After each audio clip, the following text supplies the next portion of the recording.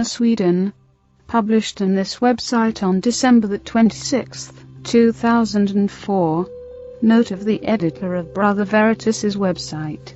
These English translations were edited to correct English grammatical errors, but message and intent were left intact. The word Elohim or Elohim used extensively in these texts could mean Elohim, since this is the equivalent traditional word used in Western culture. However, this term may indicate a different galactic race. The illustrations are not of Lacerta. Introduction. I certify that the following text is the absolute truth, and no work of fiction. These are parts of a transcript of an interview I've made with a non-human and reptilian being in December 1999. This female being was already in contact with a friend of mine, whose name is given only with the abbreviation EF in the text, since for months.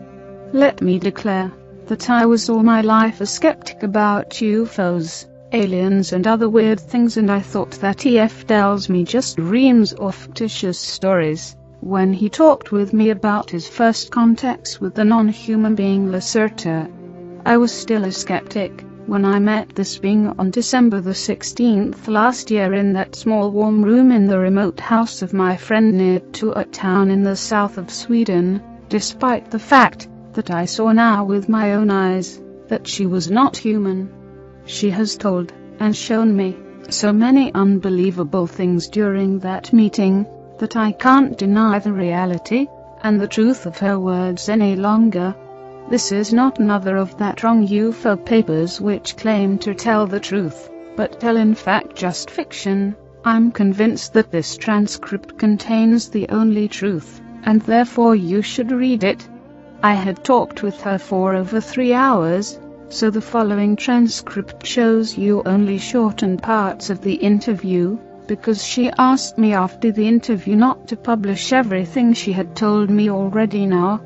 The order of the questions in this transcript is not always the same order in which I had asked them, so it may seem sometimes a little bit confusing to you.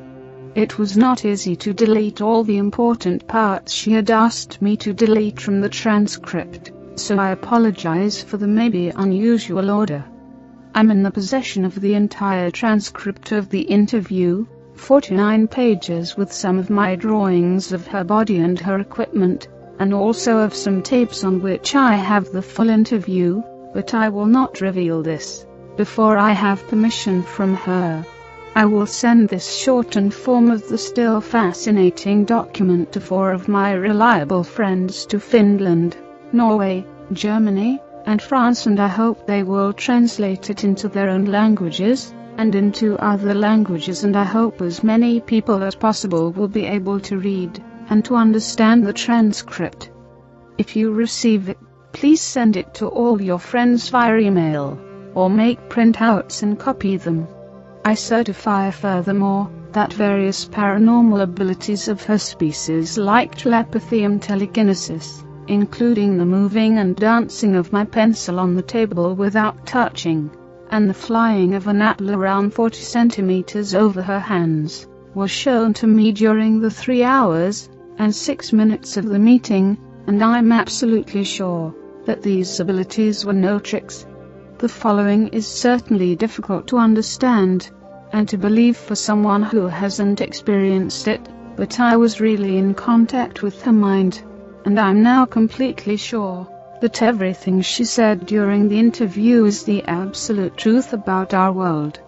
Unfortunately, if I read the entire transcript and much more, this very shortened form by myself, I have the strong impression that everything I've written sounds too unbelievable to be true, that everything sounds more like a bad science fiction story from TV or cinema, and I have doubts that anyone will believe my experiences. But they are true, if you believe it or not. I can't expect from you that you believe my simple words without evidence, but I can't give you that evidence. Please read the transcript and think about it, and you will maybe see the truth in these words. There will be a new meeting between me and her, again in the same house in Sweden, On April the 23rd, 2000, and she promised me to give me maybe some evidence for her existence. In the meantime, I collect questions which I will ask her then. Maybe she gives me permission to reveal more of the missing parts in that transcript, and about the coming war. Believe it or not, this makes no real difference, but I hope you will believe. Olake. Transcript of interview, shortened version, December the 16th, 1999. Question. First of all, who are you, and what are you? Are you an extraterrestrial species, or can your origin be found on this planet? Answer. As you could see with your own eyes, I'm not a human being like you, and to be honest, I'm no real mammal, despite my partly mammal-like body features, which are a result of evolution. I'm a female reptile being, belonging to a very old reptilian race. We are the native Terrans, and we live on that planet since millions of years. We are mentioned in your religious writings like your Christian Bible, and many of the ancient human tribes were aware of our presence, and worshipped us as gods. For example, the Egyptians and the Inca and many other old tribes. Your Christian religion has misunderstood our role in your creation, so we are mentioned as evil serpent in your writings. This is wrong. Your race was genetically engineered by aliens, and we were just the more or less passive visitors of this accelerated evolution process. You must know, some of your scientists have already supposed this, that your species had evolved in a naturally completely impossible speed within just 2-3 millions of years. This is absolutely impossible, because evolution is a much slower process, if it's natural. But you have not understood this. Your creation was artificial, and done by genetic engineering, but not by us, but by an alien species. If you ask me, if I'm an extraterrestrial, I must answer no. We are native Terrans. We hadn't have some colonies in the solar system, but we originate on this planet. It's in fact our planet and not yours. It was never yours. Question. Can you tell me your name? Answer. This is difficult, because your human tongue is not able to pronounce it correctly, and a mispronunciation of all names is very offensive for some of my kind. Our language is very different from yours, but my name, as I will try to say it smoother by use of your human letters, something like Shakask, with a very strong pronunciation of the SH and K sounds. We have no four names like you, but only a single but unique name, which is divided and characterized by the way of speaking, and which is given not to children who have known children name, but only in a special procedure in the adolescent age, at the time of either religious or scientific enlightenment or awareness, as you would call it. I would appreciate it if you don't try to say my real name with your human tongue. Please call me Lacerta. This is the name I generally use when I'm among humans and talk with them. Question. How old are you? Answer. We measure the time, not like you in astronomical years, and in the revolving of the Earth around Sun, because we usually live beneath the surface of the planet.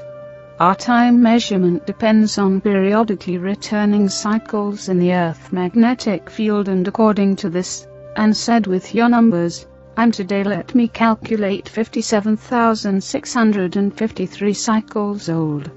I have reached my adult phase, and my awareness 16,337 cycles ago. This is a very important date for us. According to your human time scale, I'm around 28 years old. Question. What is your task? Do you have a job like us? Answer. To say it with your words, I'm a curious student of the social behavior of your species. That's why I'm here and talk to you. That's why I have revealed my real nature to EF and now to you.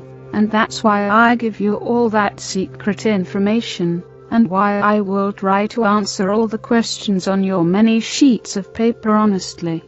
I will see how you react, how others of your kind react. There are so many crazies and liars of your kind on this planet who claim to know the truth about us, about UFOs, about aliens and so on, and some of you believe their lies. I'm interested to see how your species will react if you make the truth, which I will tell you now, public. I'm quite sure every one of you will refuse to believe my words, but I hope I'm wrong, because you need to understand, if you want to survive the coming years. Question. I have read your false statement, which you have given to EF, about this, but can you give me now just a short answer? Are UFOs real flying objects piloted by extraterrestrials, or do they belong to your species? Answer. Some observed UFOs, as you call them, belong to us, but most not. Most of the mysterious flying objects in the sky are not technological devices, but mainly misinterpretations of natural phenomena your scientists have not understood, like spontaneous plasma flares in the high atmosphere. Nevertheless, some UFOs are real craft belonging either to your own species, especially to your military, or to other alien species, or at last to us, but a minority of sighted craft belongs really to us, because we are generally very careful with our movements in the atmosphere and we have special ways to hide our ships. If you read a report about a sighting of a metallic bright grey cigar-shaped cylindrical object with a length of, there are different types, let me say between 20 and 260 of your meters, and if this object had made a very deep humming sound, and if there were 5 bright red lights on the metallic surface of the cigar, one at the top, one in the middle, 2 at the end, then it's likely that some one of you have seen one of our ships, and this means that it was either partly defect, or that some one of us was not careful enough. We have also a very small fleet of disc-shaped craft, but such UFOs belong usually to an alien species. Triangular UFOs belong generally to your own military, but they use foreign technology to build them. If you really want to try to see one of our craft, you should have a look at the skies over the Arctic, the Antarctic and over in Eurasia, especially over the mountains there. Question. Have you a special symbol or something like that with which we can identify your kind? Answer. We have 2 major symbols representing our species. 1.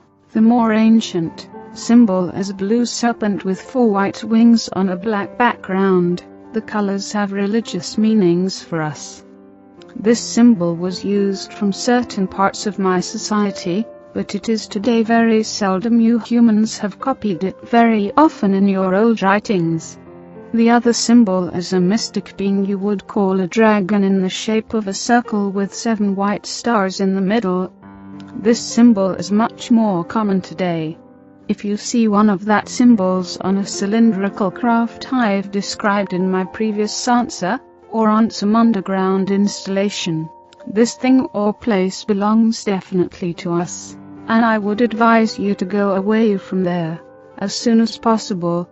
Question. The 7 stars in the second symbol you've mentioned, do they mean the Pleiades?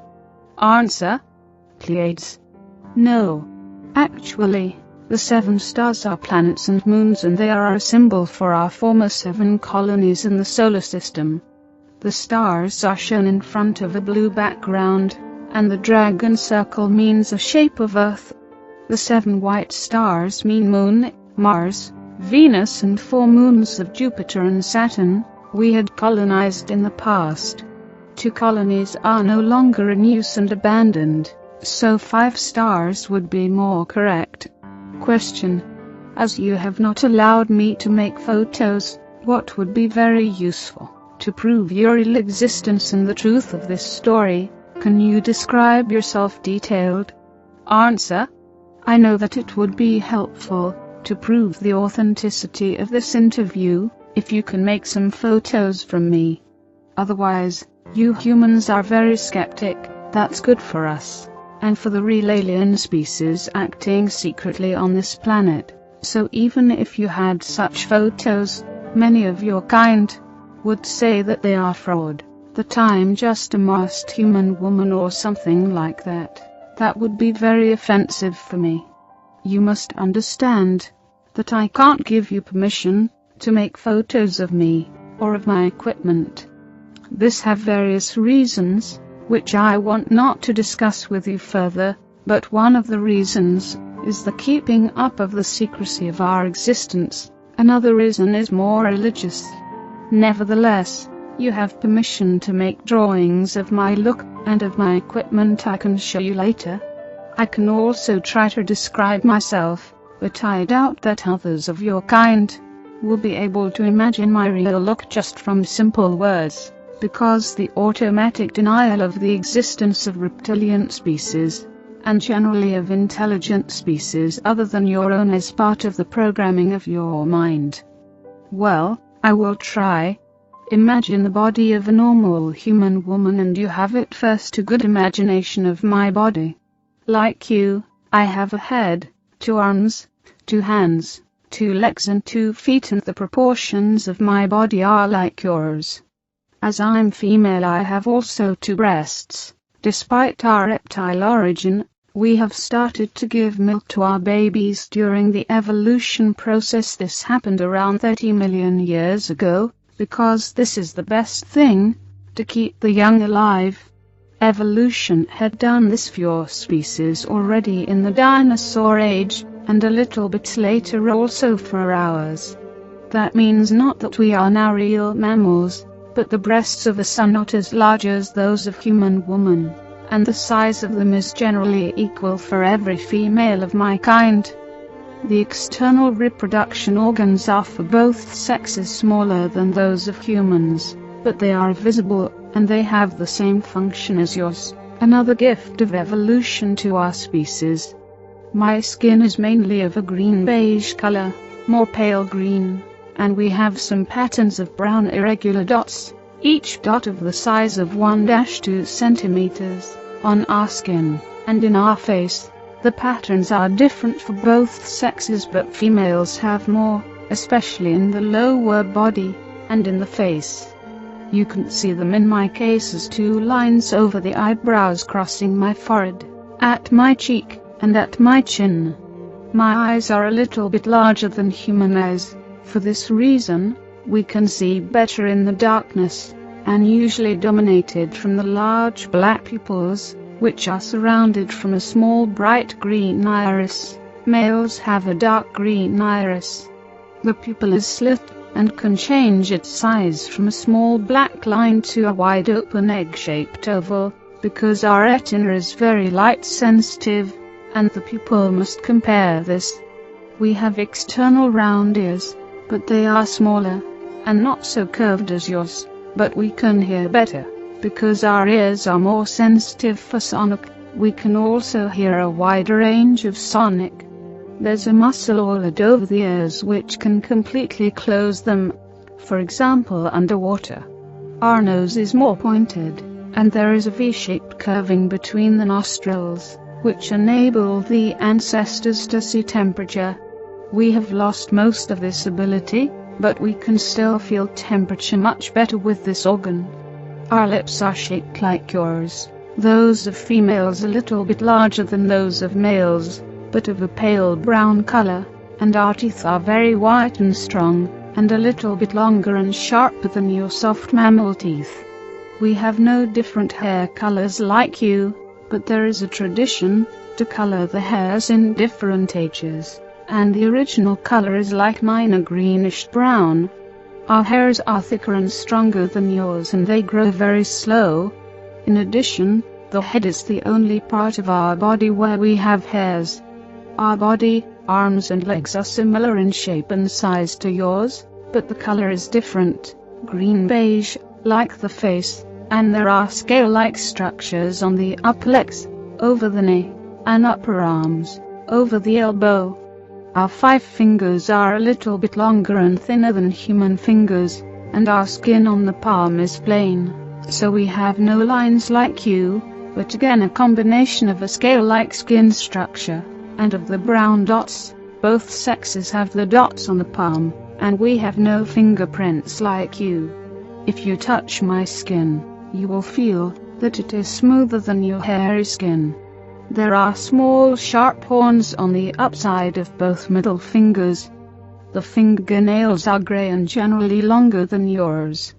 You see that my nails are not so long and round at the top. This is because I'm female. Males have sharp pointed nails with a length of sometimes 5 or 6 of your centimeters. The following feature is very different from your body and part of our reptilian origin. If you touch the backside of my upper body, you will feel a hard bony line through my clothing.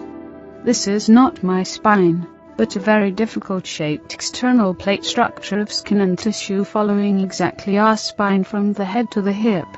There is an extremely high number of nerves and large blood vessels in this structure, and in the plates, which are around 2 or 3 centimeters long and very touch sensitive.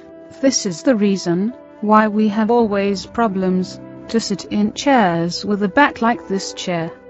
The main task of these small plates, beside a role in our sexuality, is simply the regulation of our body temperature, and if we sit in natural or artificial sunlight, these plates become more blood-filled, and the vessels become wider, and the sun is able to heat up our ectoid blood, which circulates through the body and through the plates for many degrees, and that gives us a great pleasure. What else is different from your kind? Oh, we have no navel, because we were born in a different way to your mammal birth. The other exterior differences from your kind are minor, and I think I must not mention all now, because most of them are not visible if we wear clothing. I hope the description of my body was detailed enough. I would advise you to make some drawings. Question: what kind of clothing do you generally wear? Suppose this is not the way you dress normally. Answer: no, I wear this human everyday clothing only when I'm among humans. To be honest, it's not very comfortable for me to wear such tight things, and it is always a very unusual feeling. If we are in our own home, this means in our subterranean home, or in our large artificial sun areas, and if we are together with others near to our own name, we are usually naked. Is this shocking for you? When we are in the public, and together with many others of my species, we wear very wide and soft clothing made of thin, light stuff. I have told you that many parts of our bodies are very touch sensitive, mostly the small back plates, so we can't feel comfortable in tight clothing, because it can hurt us. Man and woman wear often the same kind of clothing, but the colors are different for the sexes. Question: you've said others near to your own name. Do you mean your family? Answer: no, not really. You would call it family, but with this word you mean only those of your kind which belong genetically together, like father or mother and child. As I have said earlier, we have a very difficult and unique name. Part of the pronunciation of that name is absolute unique, and there is no other being with the same name. But part of this name, the middle part, is pronounced in a way that told the others to which family I must use the word, because you haven't the right one in your vocabulary. You belong. This means not that all in that group are genetically related to you, because these groups are usually very large, and contain between 40 and 70 of us. This group includes generally your genetic relations, except one of them had decided to left this group, and your connection with father and mother is often the strongest. It would be too difficult for me to explain you now our very old social system, which is very complex, and we would need many hours only for the primary things. Maybe we can meet another time, and I can give you detailed descriptions of all these things. Question: have you a tail like normal reptiles? Answer: do you see one? No, we have no visible tail. If you look at our skeleton, there is only a small rounded bone at the end of our spine behind the pelvis. This is a useless rudiment of the tail of our ancestors, but it is not visible from the outside. Oh, our embryos have tails during the first months of development, but these tails disappear before they were born. A tail makes only sense for a primitive species which tries to walk on two legs, and must hold the balance with the tail, but our skeleton had changed during evolution, and our spine is nearly in the same shape as yours, so we need no tail to stay on 2 feet. Question: you said that you were born in a different way to us. Do you lay eggs? Answer: yes, but not like your birds or primitive reptiles. Actually, the embryo grows in a protein liquid inside the mother's womb, but there is also an egg-shaped, but very thin chalk hull around it that fills the whole womb. The embryo inside this hull is completely autarky from the mother's body, and it has every substance needs to develop inside this chalk hull. There is also a cord like your navel cord which is connected to a point hidden behind the back plates. When the baby is going to be born, the whole leg is pressed through the vagina covered in a slimy protein substance, and the baby came out of this soft egg after some minutes. These 2 horns on our middle fingers were instinctively used from babies to break through the chalk hull to take their first breath. Young are not so large as your babies when they were born. They are between 30 and 35 of your centimeters tall. The egg is around 40 centimeters tall. This is because our vagina is smaller than a human one, but we grow to a normal size of 1,60 to 1,80 meters. Question: what about your body temperature? You've said that you enjoy to lay in the sun. What effect has this to your organism? Answer: we are no mammals, and as reptiles our body temperature depends on the temperature of our surrounding. If you touch my hand you will maybe feel that it is colder than yours, because our normal body temperature is around 30 to 33 degrees Celsius. If we sit in the sun, especially naked and with a row of small back plates in the sun, our body temperature can rise for 8 or 9 degrees within minutes. This rise causes a production of many enzymes and hormones in our body. Our heart and brain and every organ becomes more active, and we feel then very, very good. You humans only enjoy being in the sun, but for us, it is the greatest pleasure you can imagine, maybe like your sexual excitement. We also enjoy swimming in very warm water or other liquids, to rise our body temperature. If we are for some hours in the shadow, our temperature goes back to 30 to 33 degrees. This can cause no harm to us, but we feel much better in the sun. We have artificial sun rooms in the underground, but this is not the same for us like the real sun. Question: what do you eat? Answer: generally various things like you. Flesh, fruit, vegetables, special kinds of fungus, from subterranean farms, and other things. We can also eat and digest some substances which are poisonous for you.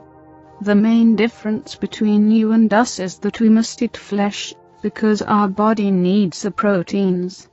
We can't live completely vegetarian like your kind, because our digestion would stop working and we would die after some weeks or maybe months without flesh. Many of us eat raw flesh, or other things which would be disgusting for you. Personally, I prefer cooked flesh and service fruits like apples or oranges. Question: can you tell me something about the natural history and evolution of your species?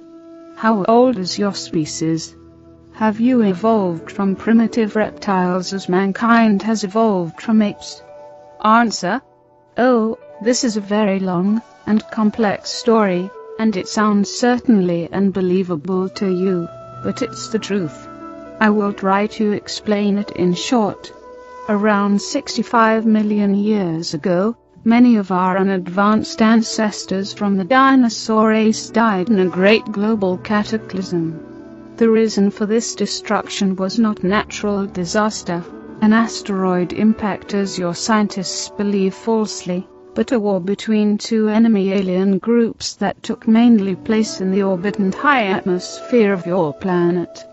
According to our limited knowledge about the early days, this global war was the first alien war on planet Earth, but it was definitely not the last, and a future war is coming soon, while a Cold War, as you call it, between alien groups is ongoing since the last 73 years on your planet. The opponents in this 65 million year old war were two advanced alien species, whose both names are again not pronounceable for your tongues. I am able to say them, but it would hurt your ear if I tell you the names in their original way.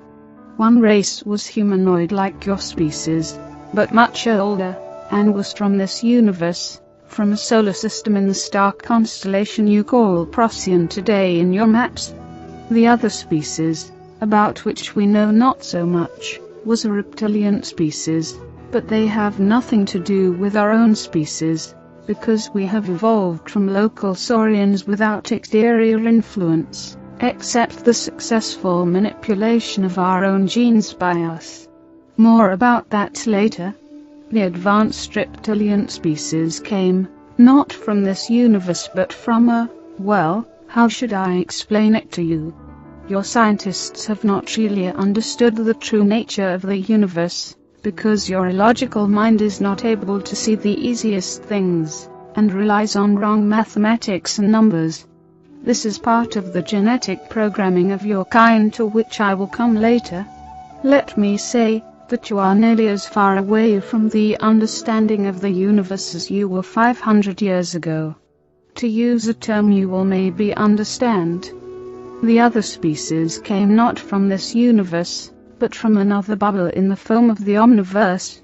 You would call it maybe another dimension, but this is not the right word to describe it correctly. By the way, the term dimension is generally wrong in the way you understand it. The fact you should remember is that advanced species are able to walk between bubbles by use of, as you would call it, quantum technology, and sometimes in special ways only by use of their mind. My own species had also advanced mental abilities in comparison to your species, but we are not able to do the matter string/bubble changing without technology. But other species active on this planet are able, and this looks to you like magic as it had to your ancestors. Back to our own history. The first species, the humanoids, had reached Earth around 150 years before the reptilians, and they built some colonies on the former continents. There was a large colony on the continent you call Antarctica today, and another one in the continent you call Asia today. These people lived together with animal-like saurians on the planet without problems. When the advanced reptilian species arrived in this system, the humanoid colonists from Procyon tried to communicate peacefully, but they were not successful, and a global war started within months. You must understand that both species were interested in this young planet, not for his biology and undeveloped species, but for only one reason: raw material, especially copper. To understand this reason, you must know that copper is a very important material for some advanced species, even today, because it is, together with some unstable materials, able to produce new stable elements. If you induce a high electromagnetic field in the right angle with a high nuclear radiation field to produce an overcrossing of fluctuating fields. The fusion of copper with other elements in such a magnetic/radiation field chamber can produce a force field of special nature that is very useful for various technological tasks, but the base for this is an extremely complex formula you are not able to discover, because of the restrictions of your simple mind. Both species wanted to have the copper of planet Earth, and for this reason they fought not very long war in space and orbit. The humanoid species seemed to be successful during the first time, but in last battle the Reptilians decided to use a mighty experimental weapon, a special kind of fusion bomb which should destroy the life forms on the planet, but should not harm the valuable raw materials and the copper. The bomb was fired from space, and detonated at a point of your planet you call Middle America today. As it detonated in the ocean, it produced an unpredictable fusion with hydrogen, and the effect was much stronger than the Reptilians had expected. A deadly radiation, an overproduction of fusion oxygen, a fallout of different elements, and a nuclear winter for nearly 200 years were the result. Most of the humanoids were killed and the Reptilians lost their interest on the planet after some years for, even for us, unknown reasons, maybe because of the radiation. Planet Earth was on its own again, and the animals on the surface died. By the way, one result of the fusion bomb was the fallout of different elements and materials created in the burning process, and one of those materials was iridium. Your human scientists today see the iridium concentration in the ground as an evidence for an asteroid impact that killed the dinosaurs. That is not true, but how should you know that? Well, most of the dinosaurs died. Not all in the detonation, but in the bad things which came after the war, especially in the nuclear winter, and in the fallout.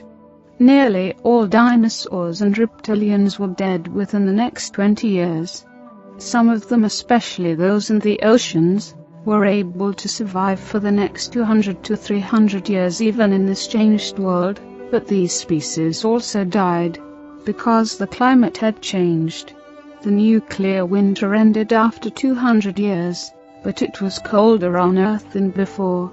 Despite the cataclysm, some species were able to survive.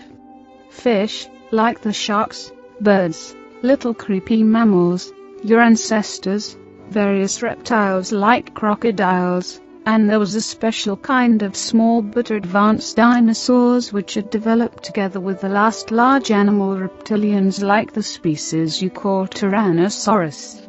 This new reptile was walking on two legs, and looked a little bit like your reconstruction of an iguanodon. It originated in this family, but it was smaller, around 1.50 meters tall, with some humanoid features, a changed bone structure, a larger skull and brain, a hand with a thumb which was able to grab things, a different organism and digestion, advanced eyes in the middle of the head like your eyes, and most important, with a new and better brain structure. This was our direct ancestor.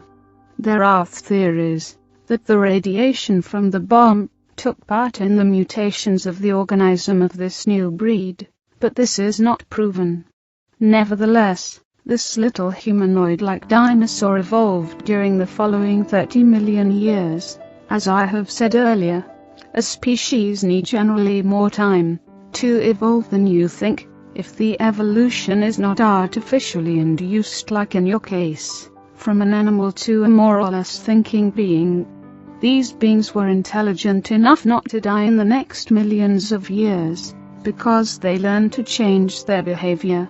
They lived in caves instead in the cold nature, and they learned to use stones and branches as first tools, and the use of fires helped to warm them, especially to warm their blood, which is very important for our kind to survive.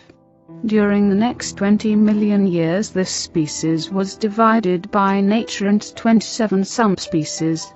Unfortunately, former reptilian species were prone to divide themselves in a more or less illogical way into subspecies during the evolution process. You can clearly see this in the unnecessary high number of animal dinosaur species in earlier times, and there were many, mainly primitive, wars between this subspecies for dominance. Well, nature was not very friendly to us, and as far as we know from the 27 subspecies, 24 were extinct in primitive wars, and in evolution, because their organism and mind was not developed enough to survive, and, as main reason, they were not able to change their blood temperature in the right way if the climate changed. 50 million years after the war, and after the end of dinosaurs, only 3, now also technological, advanced reptilian species were remaining on this planet together with all the other lower animals. Through natural and artificial crossbreeding, these 3 species were united to one reptilian species, and through the invention of genetic manipulations, we were able to eliminate the dividing prone genes in our genetic structure. According to our history and belief, this was the time when our final reptilian race, as you see me today, was created by use of genetic engineering. This was around 10 million years ago, and our evolution nearly stopped at this point. Well, actually there was some minor changes in our look toward a more humanoid and mammal-like appearance during the coming ages, but we have not divided again into subspecies. You see, we are a very old race in comparison to your kind, which was jumping around as small monkey-like animals in the trees at this time, while we invented technology, colonized other planets of this system, built large cities on this planet, which disappeared without a trace in the ages, and engineered our own genes, while your genes were still those of animals. 10 million years ago the small simians started to grow, and they came down from the trees to the ground, again because of the change of the climate, especially on the so-called African continent. But they evolved very slow, as it is normal for a mammal, and if nothing extraordinary had happened to your kind, we wouldn't be able to sit here and talk, because I would sit in my comfortable modern house, and you would sit in your cave clothed with fur and trying to discover the secrets of fire, or you would maybe sit in one of our zoos. But the things had developed differently, and you believe now you are the crown of creation, and you can sit in the modern house, and we must hide and live beneath the earth and in remote areas. Around 1,5 million years ago, another alien species arrived at Earth. It was surprisingly the first species since over 60 million years. This would be more surprising for you if you would know how many different species are today here. The interest of this humanoid species, you call them Elohim today, was not the raw material and the copper, it were to our astonishment the unadvanced ape humanoids. Despite of our presence on this planet, the aliens decided to help the apes to evolve a little bit faster, to serve them in the future as some kind of slave race in coming wars. The fate of your species was not really important for us, but we didn't like the presence of the Elohim on our planet, and they didn't like our presence on their new galactic zoo planet, and so your 6th and 7th creation was the reason for a war between us and them. You can read about that war, for example, partly in the book you call Bible, in a very strange way of description. The real truth is a very long and difficult story. Should I continue? Question. No, not now. I've made some notes about your history, and now I have some questions. Answer. Please ask. Question. First of all, you handle with a very large time scale. You claim that your primitive ancestors lived together with the dinosaurs, survived the, as you called it, artificial cataclysm, and evolved then over 40 million years, and your evolution was completed 10 million years ago. This sounds very unbelievable to me. Can you say something to this? Answer. I understand that this must sound absolutely unbelievable to you, because you are a young and genetically engineered species. Your historical horizon ends at a scale of just some thousands of years, and you think this is right. But it isn't. This is impossible. Your programmed mind is obviously not able to handle with such large time scales. Our evolution time may seem incredibly long to you, But this is in fact the original way of nature. Remember, your early mammal ancestors developed together with dinosaurs and they survived the bomb like us. They evolved slowly during the next millions of years and they divided into various species and shapes, some of them larger, some of them smaller. This is evolution of the body. But what about their mind and intelligence? They were simple animals. The mammals evolved since, let us say, 150 millions of years, but only in the last 2-3 millions of years they were able to become intelligent and thinking. And within this small period beings like you were created. From nature? 148 millions of years time for the evolution of animal-like mammals, 2 millions of years time for the development of, more or less, intelligent beings like you. Ask yourself, do you really think this accelerated evolution is natural? Then your species is more ignorant than I've thought. We have not evolved wrong, but you? Question. I understand. But I have another question. You've mentioned many facts about the ancient war between the aliens 65 million years ago. This happened very long before your kind became really intelligent, as far as I have understood you. Why do you know so many things about that first war, and about the evolution of your species? Answer. This is a good question, much better than the previous, and I have not explained it properly to you. Our knowledge about the first war comes completely from an ancient artifact, which was found around 16,000 years ago from our archaeologists on the continent you call North America today. They found there a round plate with a diameter of approximately 4 to 7 of your centimeters. The plate was made of an even for us unknown magnetic material, and inside the plate there was another smaller crystal plate which contained an enormous amount of information coded in the molecular structure of the crystal. This memory plate was manufactured from the last bomb survivors of human race from Procyon already 65 million years ago, but it was completely intact when we found it. Our scientists were able to encode the messages and data, and so we heard the first time about the events which took place in the distant past, and which led to the extinction of the dinosaurs. The plate contained detailed descriptions of both species, but more about the humanoids, and about the events and weapons, including the fusion bomb. It contained also a description of the animals and saurians on Earth, including our pre-intelligent ancestor species. The rest of our knowledge about our evolution comes from skeletons, and from the back-reading, and the /encoding of our DNA. You see, we know the real truth about our roots since 16,000 years. Before that time, there was a more religious idea of our creation. Question. What have happened with the both alien species? Answer. We don't know exactly. The surviving humanoids on Earth obviously died in the years after the bomb, and others of their kind and the reptilians never came back to Earth, as far as we know.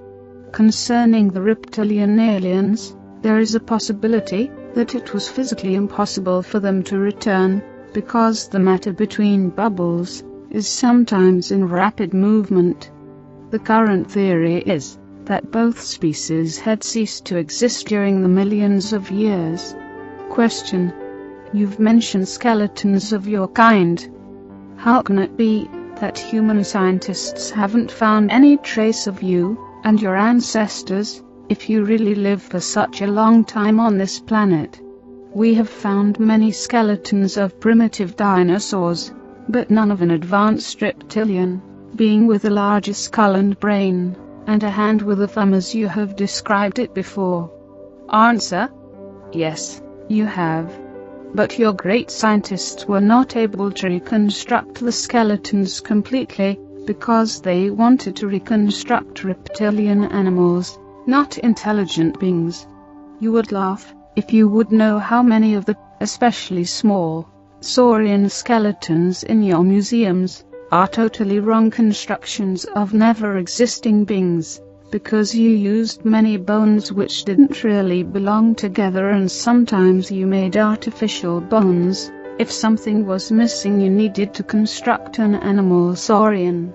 Many of your scientists are aware of this problem, but they don't make it public, because they can't explain it, and they claim that the right bones were just missing, and their reconstruction is right. Many bones of us were used for iguanodon reconstructions. For example, the hands with the visible thumb. Look at an iguanodon in a museum, and you will see that I'm right.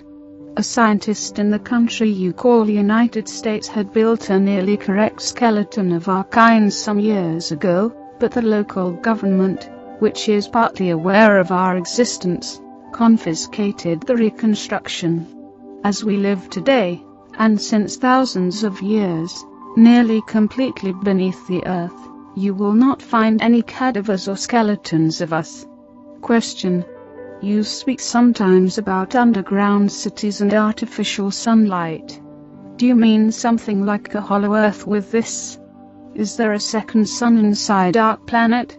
Answer. No, Earth is not really completely hollow, and there is no second sun inside. This story is ridiculous and physically not possible. Even your species should be intelligent enough not to believe this. Do you know how much mass a sun must have to produce energy and light for a longer time by fusion? Do you really think that there could be a small active sun inside the planet? When I talk about our subterranean home, I talk about large cave systems. The caves you have discovered near to the surface are tiny in comparison to Rayleigh caves, and huge caverns deeper in the earth, in a depth of 2,000 to 8,000 of your meters, but connected with many hidden tunnels to the surface, or to surface near caves, and we live in large and advanced cities and colonies inside such caves. Major sites of us are beyond the Arctic, the Antarctic, in Eurasia, North America and Australia. If I talk about artificial sunlight in our cities, I don't mean a real sun, but various technological sources of light, including gravitational sources, which illuminates the caverns and tunnels. There are special cave areas and tunnels with a strong UV light in every city, and we use that places to heat our blood. Furthermore, we have also some surface sun places in remote areas, especially in America and Australia. Question. Where can we find such a surface near entry to your world? Answer. Do you really think I will tell you their exact location? If you want to find such an entry, you have to search it by yourself, but I would advise you not to do that. When I came to the surface 4 days ago, I used an entry approximately 300 of your kilometers north from here near to a large lake, but I doubt that you would be able to find it. There are only a few entries in this part of the world, more are far more north and east. As a little advice, if you are in a narrow cave, or in a tunnel, or even in something that looks to you like an artificial mine shaft, and as deeper you walk, as smoother appear the walls, and if you feel unusual warm air streaming from the depth, or if you hear the rushing sound of streaming air in a ventilation or elevator shaft, then look for a special kind of artificial and smooth wall somewhere in the cave with a door made of grey metal.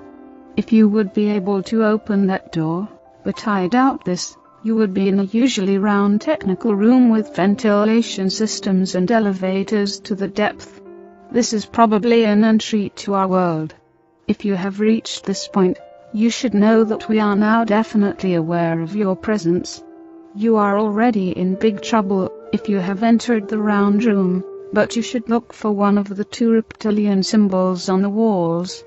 If there are no symbols or other symbols, you are maybe in big trouble as you think, because not every underground installation belongs to your kind. Some new tunnel systems are operated from alien races, including hostile races. My general advice, if you find yourself in a, for you, strange underground installation. Run away as fast as you can. Question. You mentioned earlier that you use the name Lacerta when you are among humans, and that you enjoy it to be in the real sun on the surface of Earth. But how can you be among humans? You don't look like us, so anyone will see that you belong to another species. Why have nobody seen and described a being like you, if your kind lives already since our creation together with us on the same planet? Can you explain that to me? Answer. First, my kind was of course seen and described and worshipped many times in your primitive past. For example, in your religious writings like your Christian Bible, you can find descriptions and even simple drawings of us four also in the southern part of the American continent on various temples. So-called wise men from India and from the Asian mountains have described our species many times in writings, together with other wise men from the African continent. I think we are the most mentioned non-human species, maybe beside the Elohim, in your history. If you don't believe me, have a look at your history and you will see the truth in my words. Your great scientists call the belief in us superstition and religion, and today's intelligent humans have forgotten our presence on the surface in the past. Furthermore, our species is seen even today sometimes from human witnesses in its original shape on Earth, or in our surface near entries and tunnel systems. But fortunately you and your media didn't take the reports of such crazies serious. That's good for us. And that's the reason why we allow those people to see us as we really are. Some of my species are also in direct contact with human scientists and politicians from the surface, but this is top secret as you would call it, and nobody of your public knows anything about it. The matter of these meetings is generally the upcoming war with and between the alien species, and our assistance in this war. But there is also another explanation why we can walk among you, and why you are not able to recognize us. Mimicry. The following may again sound unbelievable, and even shocking to you, but as you have asked I will explain it. I have told you before that we have more advanced mental abilities than your species, and with more advanced I mean that we are able to use telepathy and telekinesis from a birth on. In fact, mother and newborn child communicate generally with telepathy during the first months, without special training, as you need it to activate these sleeping parts of your brain.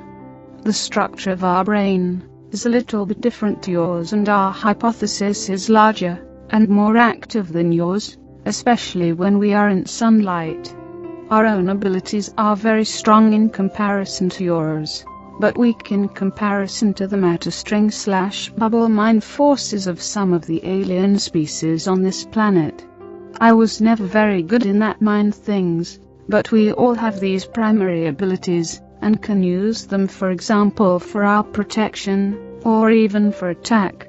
When we are on the surface, and we meet human beings, even a large group of them, this makes no difference. All of your minds are like one mind. We are able to touch their mind and induce them via telepathy the command "see us as one of your kind," and the weak human mind will accept this order without refusion, and they will see us, despite our reptilian look, as normal humans. I've done this many times, and you weak humans generally see me as an attractive brown-haired woman, because I have created this special mimicry image in my mind years ago, and I can induce it into your minds without problems. I've needed some time at the beginning to learn the use of the mimicry correctly, but then it worked nearly automatically, and I can even walk among a group of yours, and nobody will recognize what I am. There is a simple switch, see us as we really are / see us as we want you to see us, in your consciousness, which was placed there from the Elohim when they created your kind, and we can use this switch to convince you that you see humans when you look at us, Other aliens use the switch too. It is easier as you think. When there are meetings between your kind and aliens which seem to look exactly like yours, these aliens have used that switch, and some of the meetings with man-like aliens can be also explained with meetings with my kind. When I met EF the first time, he saw me also as a normal human woman, and I remember that he was very frightened and shocked when I revealed him my real appearance.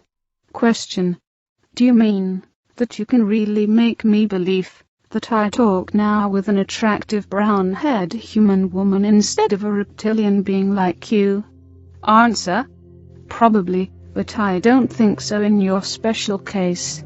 When someone expects to see a human woman instead of me, I can do it without problems with his mind, even with large groups, because nobody expects to see a reptile woman. But I have allowed your mind to see me in my original appearance from our first meeting on, and I have never introduced something into your mind, so you have already realized that I'm not human. If I would now try to change this, it would probably lead to an absolute confusion, or to unconsciousness, and I don't want to harm you. As I have said, I'm not very good in these things. Question: that's very scary. Can you kill with those abilities? Answer: yes, but it's forbidden. This means not that it was not done in previous times. Question: have both sexes these abilities? Answer: yes. Question: what about photos? How do you appear on photos? Answer: this is a silly question. I appear on photos as a reptile being, because I can't have influence on the photo, or on the camera itself, but only on the photographer's mind. If he or she would develop the film, and show the photo to others, they would see me in my original shape. That's the reason why it is forbidden for our kind to be filmed or photographed, and we must avoid every camera on the surface. That is very difficult, and we were filmed sometimes in the past without our knowledge, especially from certain of your governments and secret agencies. Question: what other commands can your kind induce into our minds? Something like serve us or obey. Answer: this is again a strange question. We are not your enemy, most of us not, so why should we do this? To answer your question, it depends on the strength of the human mind, and on the strength of the sending reptilian.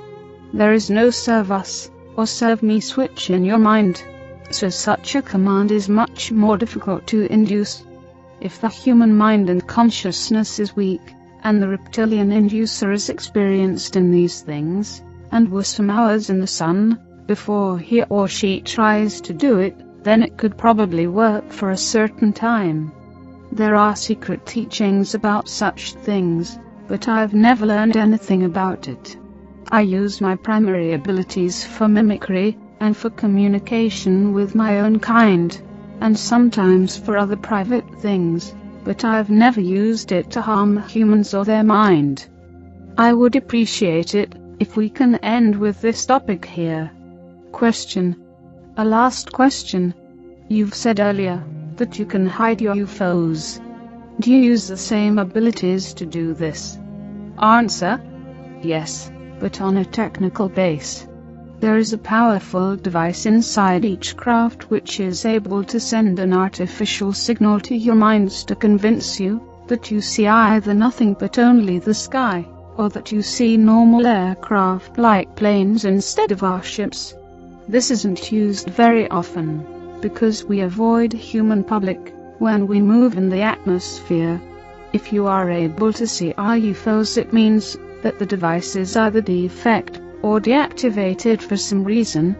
The camouflage effect didn't work on photos. To answer this possible question of you already in advance, but why should someone make a photo of the sky when he could not see anything unusual there? By the way, most of the surface near entry points to our tunnels are also hidden with such a device, and your kind will generally see only normal cave walls instead of the door. That's one reason why I've said that I doubt that you will be able to find such a secret door to our world, but it have happened a few times in the past. Question. Back to your and our own history. You've mentioned the race of the Illagim who have created our human race. From where did they come, and how did they look like? What had exactly happened when they arrived? Are they our god? Answer. The Illagim came from this universe, from the solar system you call Aldebaran in your maps.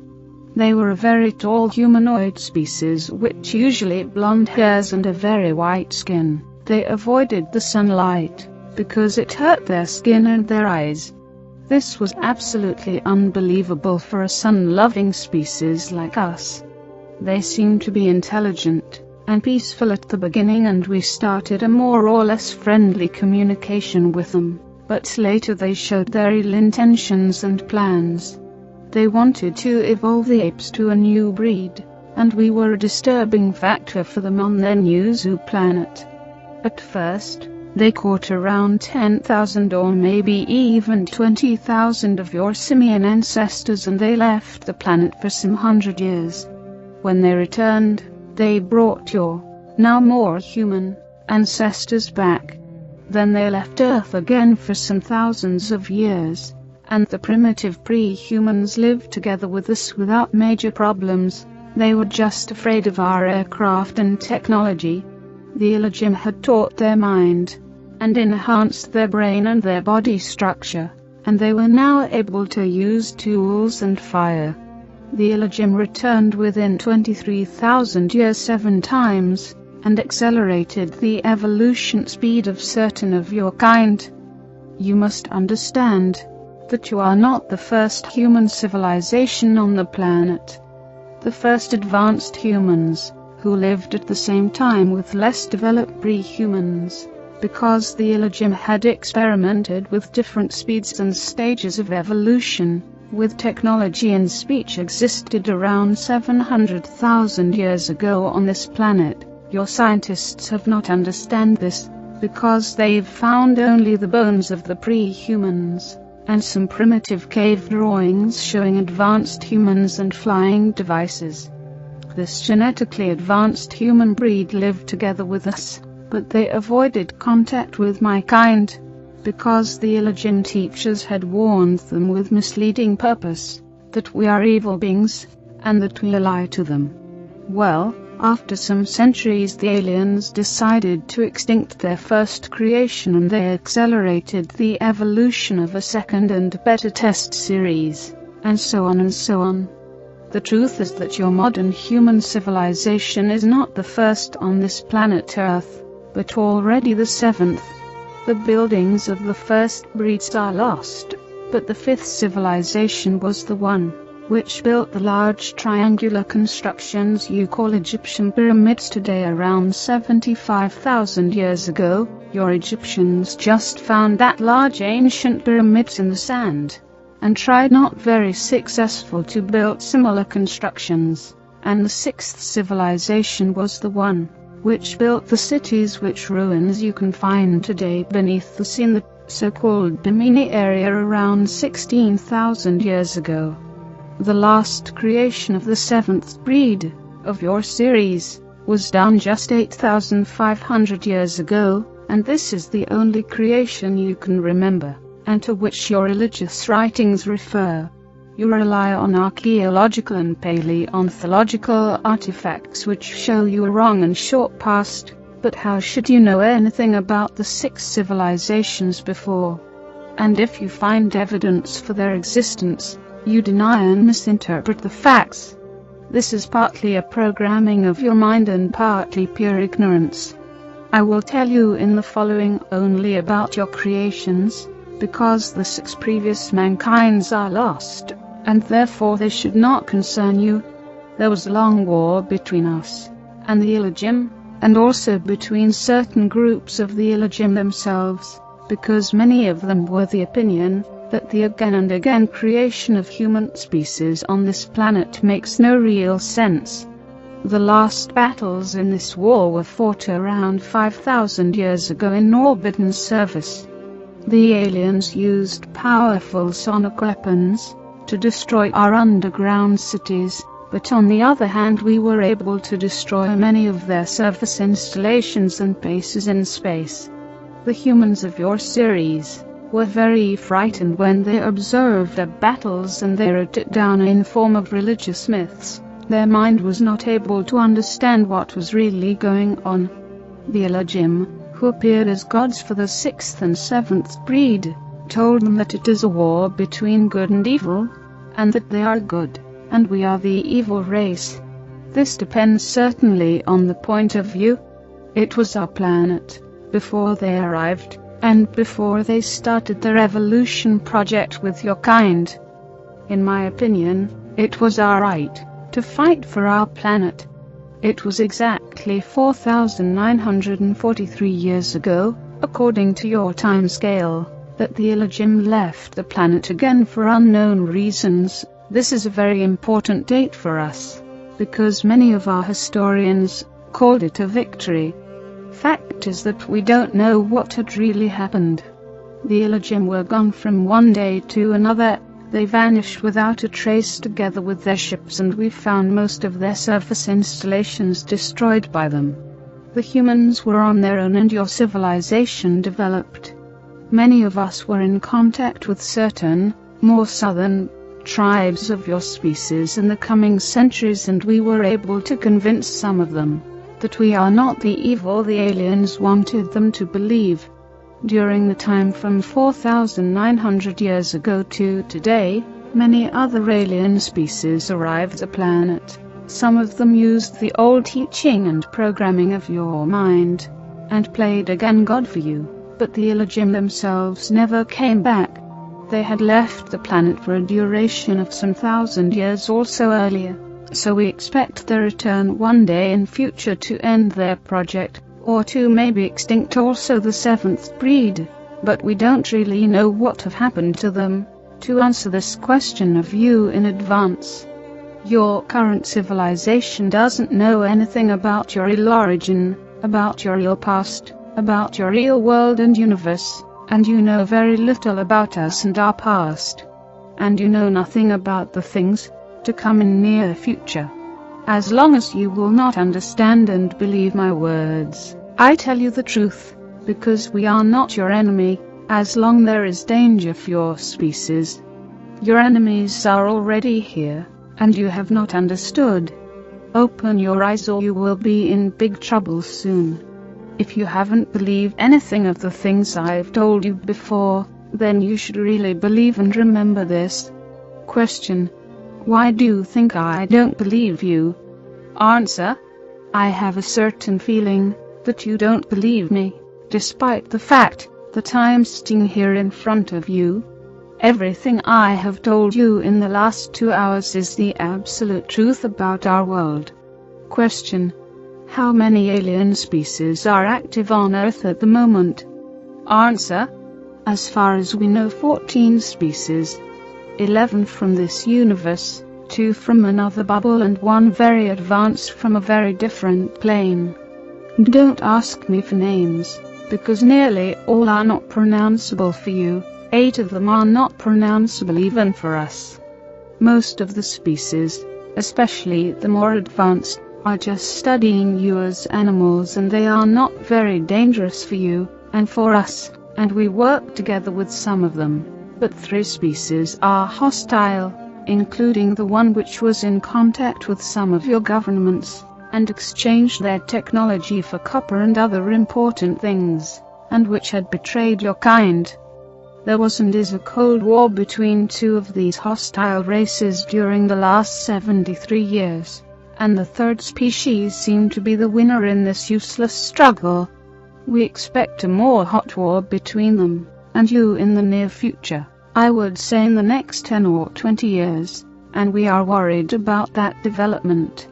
In the last time, there was some rumors about a new 15th species which had arrived on Earth just 3 or 4 years ago, but we don't know anything about their intentions and we were not in contact with them till now. Maybe the rumors are wrong. Question: what do the hostile alien races want? Answer: various raw materials, including copper for their technology, your water, or better the hydrogen in your water, which is a source of energy in advanced fusion processes, and certain chemical elements in your air. Furthermore, 2 of the species are also interested in your body, in your human tissue and blood, because their own genetic structure is defect through bad evolution and radiation, as far as we know, and they need intact strings from your kind, and from animals to repair their own genetic again and again, but they are not really able to repair the defects completely, because their DNA and your DNA is not fully compatible. My own species is absolutely incompatible with them, so they are not very interested in us, and they try to make more compatible crossbreeds between you and them by use of artificial fertilizations and artificial wombs. We suppose that the coming war between the 3 races, or between you and one or all of them, will be fought for raw material, hydrogen, air and DNA. Question: is this the reason for the abductions? Answer: partly, especially when the aliens took egg and sperm samples from you. Sometimes the abductors belong to another, and more advanced race, and they just want to study your body and your mind, which is more interesting for some of them than your solid body, as you would study a primitive animal. As I have said, 3 alien species are hostile, and this means that they do not care for your fate, or for your life, and people who were abducted by them came very rarely back alive.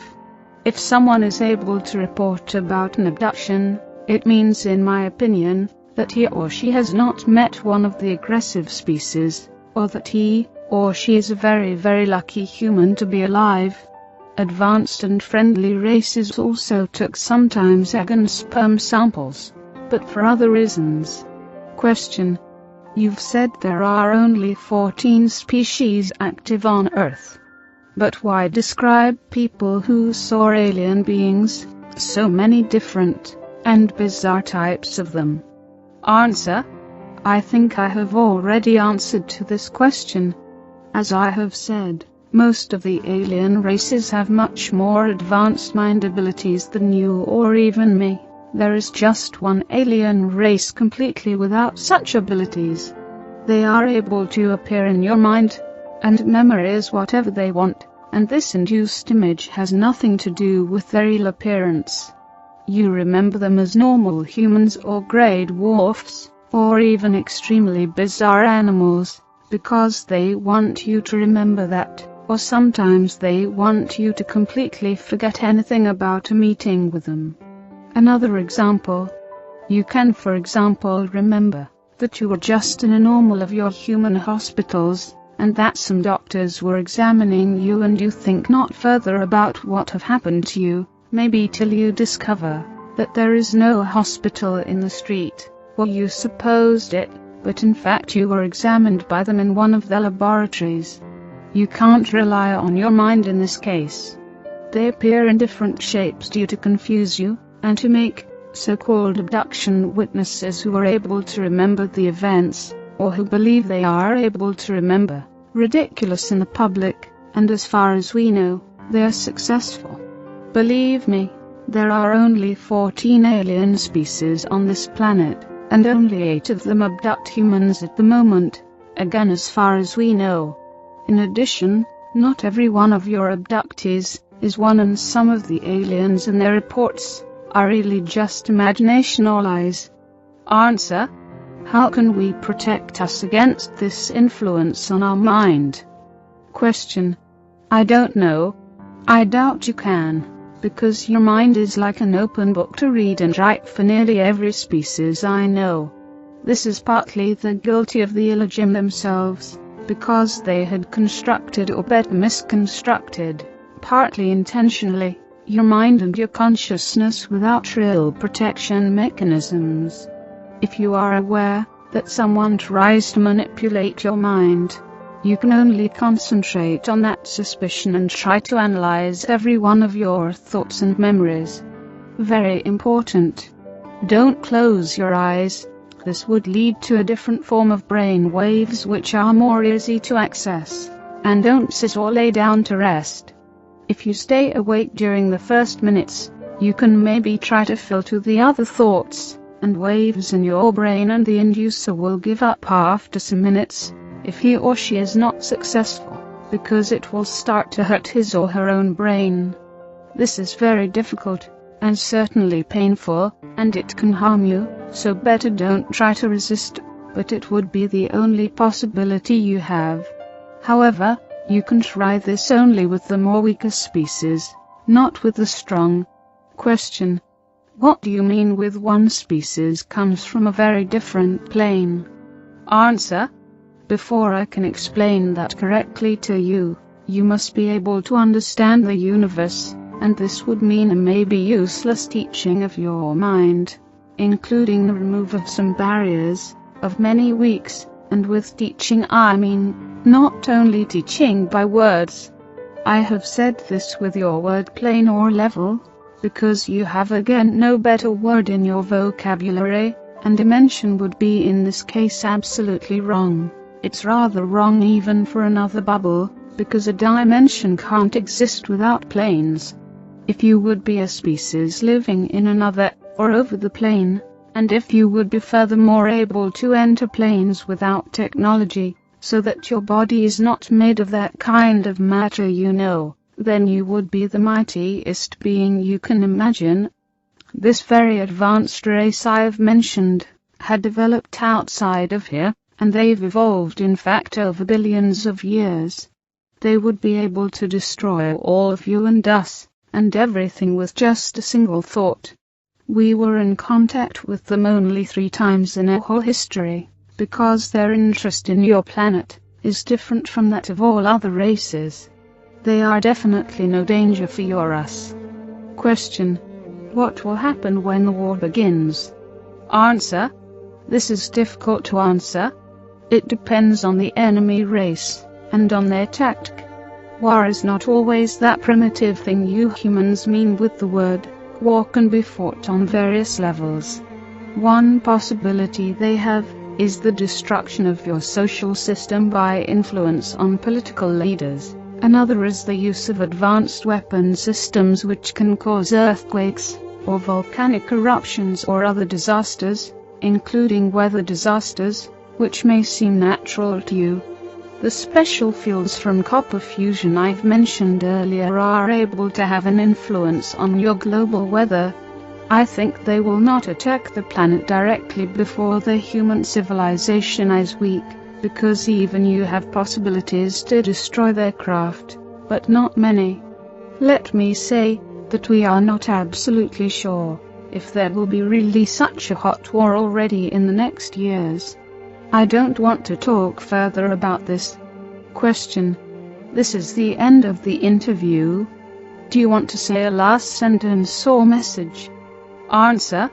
Open your eyes and see. Don't believe only in your wrong history, or your scientists or your politicians. Some of them know the truth about various things, but they don't inform the public to avoid confusion and panic. I think your species is not as bad as some of my kind thinks, and it would be a pity to observe your end. That's everything I can say. Go through your world with open eyes, and you will see, or maybe not. Your kind is ignorant. Question. Do you think anyone will believe that this interview is the truth? Answer. No, but it is an interesting experiment for my social studies. We will meet again in some months and you will tell me then what have happened after the publication of my message. Maybe there is hope for your kind. All rights reserved. Copyright the Lacerta file to translation by Doug Parrish. Taken from www.sabin.org web link. Introduction. I once again reaffirm that the following text is the absolute truth, and is not fiction. It was composed from 3 original tape recordings which were made on April the 24th, 2000 with a tape recorded during my second interview with the reptilian creature known as Lacerta. At Lacerta's request, the original text of 31 pages was revised and shortened up to deal with some questions and answers. Some existing questions were partially shortened or amended. It was even undertaken to extract message and significance from it. This part of the interview, either not mentioned or not mentioned completely in the transcript, deals primarily with personal issues, paranormal demonstrations, the social system of the reptilian species and alien technology and physics. The reason for the shifting of the date and time of the second meeting was a possible observation and surveillance of my own person after the publication of the first transcript. Although everything was attempted on the advice of Lacerta to keep my identity a secret, just 2 days after the dissemination of the document abroad, and various unusual events took place. Please don't think that I am paranoid. However, I believe that the publication of the interview has drawn either official attention or the attention of some organization to me. Up until this time, I usually regarded people who believed that they were being followed by the state to be nothing more than jokers. But now I have begun to revise my ideas on that since events in January. It began with a failure of my telephone for several hours. When the phone became operational once again, there were quiet echoes and strange clicking and whirring sounds when I made calls. A defect could, ostensibly, not be found anywhere. Overnight, important data disappeared from the hard drive in my computer. The testing program reported defective sectors, where strangely enough there were only data which dealt with illustrations and completed textual material from the interview. These defective sectors also contained material of a paranormal nature in the field of my research. Fortunately, the material was also stored on floppies. In addition, I discovered by pure chance some hidden data in a likewise hidden directory index. The name which appeared on the data and the directory index was E72J.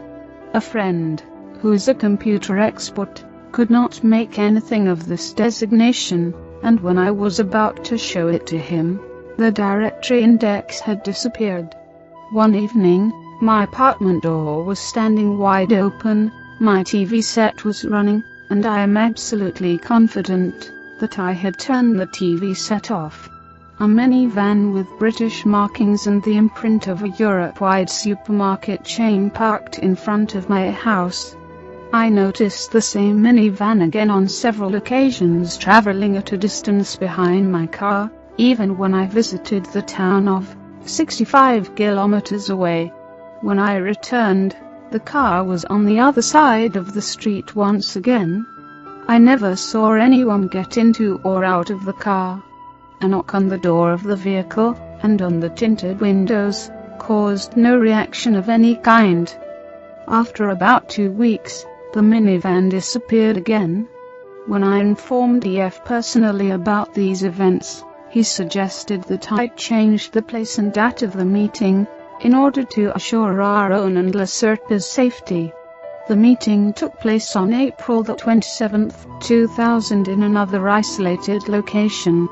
It was unobserved as far as I can determine. Once again, all of this may sound strange and paranoid, like a fantasy from a cheap science fiction film. However, I can only repeat to and assure the reader once again, all of this is the unadulterated truth. Believe my words, or don't believe them. These things have happened, and they will continue to happen, whether you believe it or not, until it is too late. Our civilization is in danger. Ole. K. May the 3rd, 2000 transcript of the interview, shortened version, date of interview, April the 27th, 2000 comment by Ole. K. The meeting began with an appraisal of diverse questions and opinions which I had gotten from readers of the first transcript in anonymous fashion through distribution from my trustworthy friends. Some of these opinions altogether, there were over 14 pages of paper, contained comments shaped by everything from a radically religious to a fanatical tendency to welcome contact with the reptilian species. Some of these comments contain stereotypical phrases like servants of hell or species of the evil one.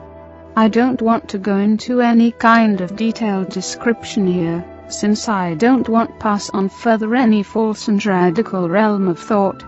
Question: when you read these religious and animosity-ridden comments here, what do you think and feel then? Is the relationship between your species and ours really shaped from that kind of total negation? Answer: does it amaze you that I am not completely angered by that? I had fully expected those kinds of extreme reactions. The programming for the utter negation of another species, especially the reptilian species, as in your own case, is deeply embedded in each of your own individual consciousnesses. This ancient conditioning stems from the days of your third artificial creation, and, biologically speaking, is passed down as an information genome from generation to generation.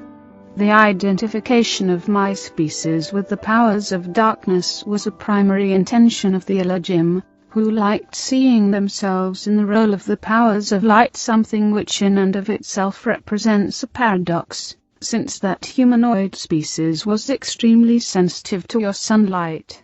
In case you were expecting me to act offended, I guess I'll have to partially disappoint you. These obscure intentions are not really your fault. You are simply following, for the most part, what you have inherited from your ancestors. It is indeed actually somewhat disappointing that many of you develop no especially strong individual self-conscience, for this would help you to overcome the conditioning. As I already said, we were in direct contact in the last several centuries with some of your more primitive human tribes. These tribes had themselves succeeded in breaking through the old creation programming. They were able to meet us without tension, hate and total rejection. Apparently many of your modern civilized individuals are not in a position to think on their own, but rather let themselves be guided by programming and religion, which is also a manifestation of that ancient programming and part and parcel of the plan of the Elohim. Therefore, comments of that kind I'd sooner regard as amusing than irritating.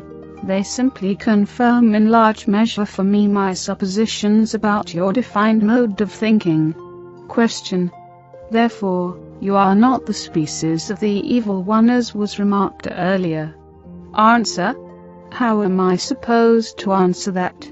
Your people still think according to a simple and completely inappropriate scheme of generalizations. Simply put, there are absolutely no purely evil species. There exist in every terrestrial and extraterrestrial species alike both good and evil individuals. It's even true of your own people, but there is no such thing as an absolutely evil species. This conception is really very primitive. You people have believed from time immemorial what you are supposed to believe, what was foreseen for you to believe by your creators. Every well-known species, even the more highly developed ones, consists of a great number of individual consciousnesses.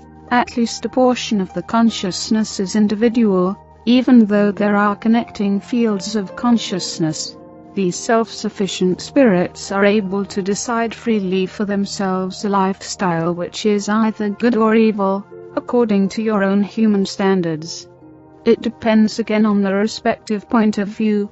Your people are not necessarily in a position to judge whether the deeds of a much more highly developed species are good or evil, because you stand at a lower observation point, from which an assessment is not possible. Your simple words good and evil are in any case examples of a tendency towards generalization. In my language there are many concepts for the various shades of meaning of individual behaviors in comparison to the norms of a society. Even those extraterrestrial species which are inclined to act with antagonism towards you are not species of the evil one, even though they operate negatively with respect to your own race. They do this for their own reasons, and do not regard themselves as evil. Were your structured way of thinking more linear, and more focused as theirs is, then you would also behave in such a fashion. The attitude of a species towards other kinds of existence naturally depends very heavily on its respective structured way of thinking. Each species sets its own priorities. To classify that as good or evil is really quite primitive, for the survival of any species argues for many varieties, among them your own, as well as for even the most varied of the worst, or negatively directed deeds. I won't even exclude my own kind in this regard, for there have been certain occurrences in the past which I don't personally welcome, but about which I would also not like to go into detail. None of these occurrences have happened in the last 200 years of your timescale. But please note the following. There are no absolutely good and there are no absolutely bad species, because each and every species always consists of individuals. Question. In the letters that I got, there was often the question whether you could go into any greater detail regarding the advanced physics that you commented on last time. Many people said your words made no sense. For example, how do UFOs function? How do they fly? How do they perform the maneuvers that they do? Answer. I ought to explain that to people. That's not all that simple. Let me think about it for a minute. I always have to use very simple words in order to make clear to you the basic principles of a higher kind of science. Let's try this. You have to be clear about some fundamental facts.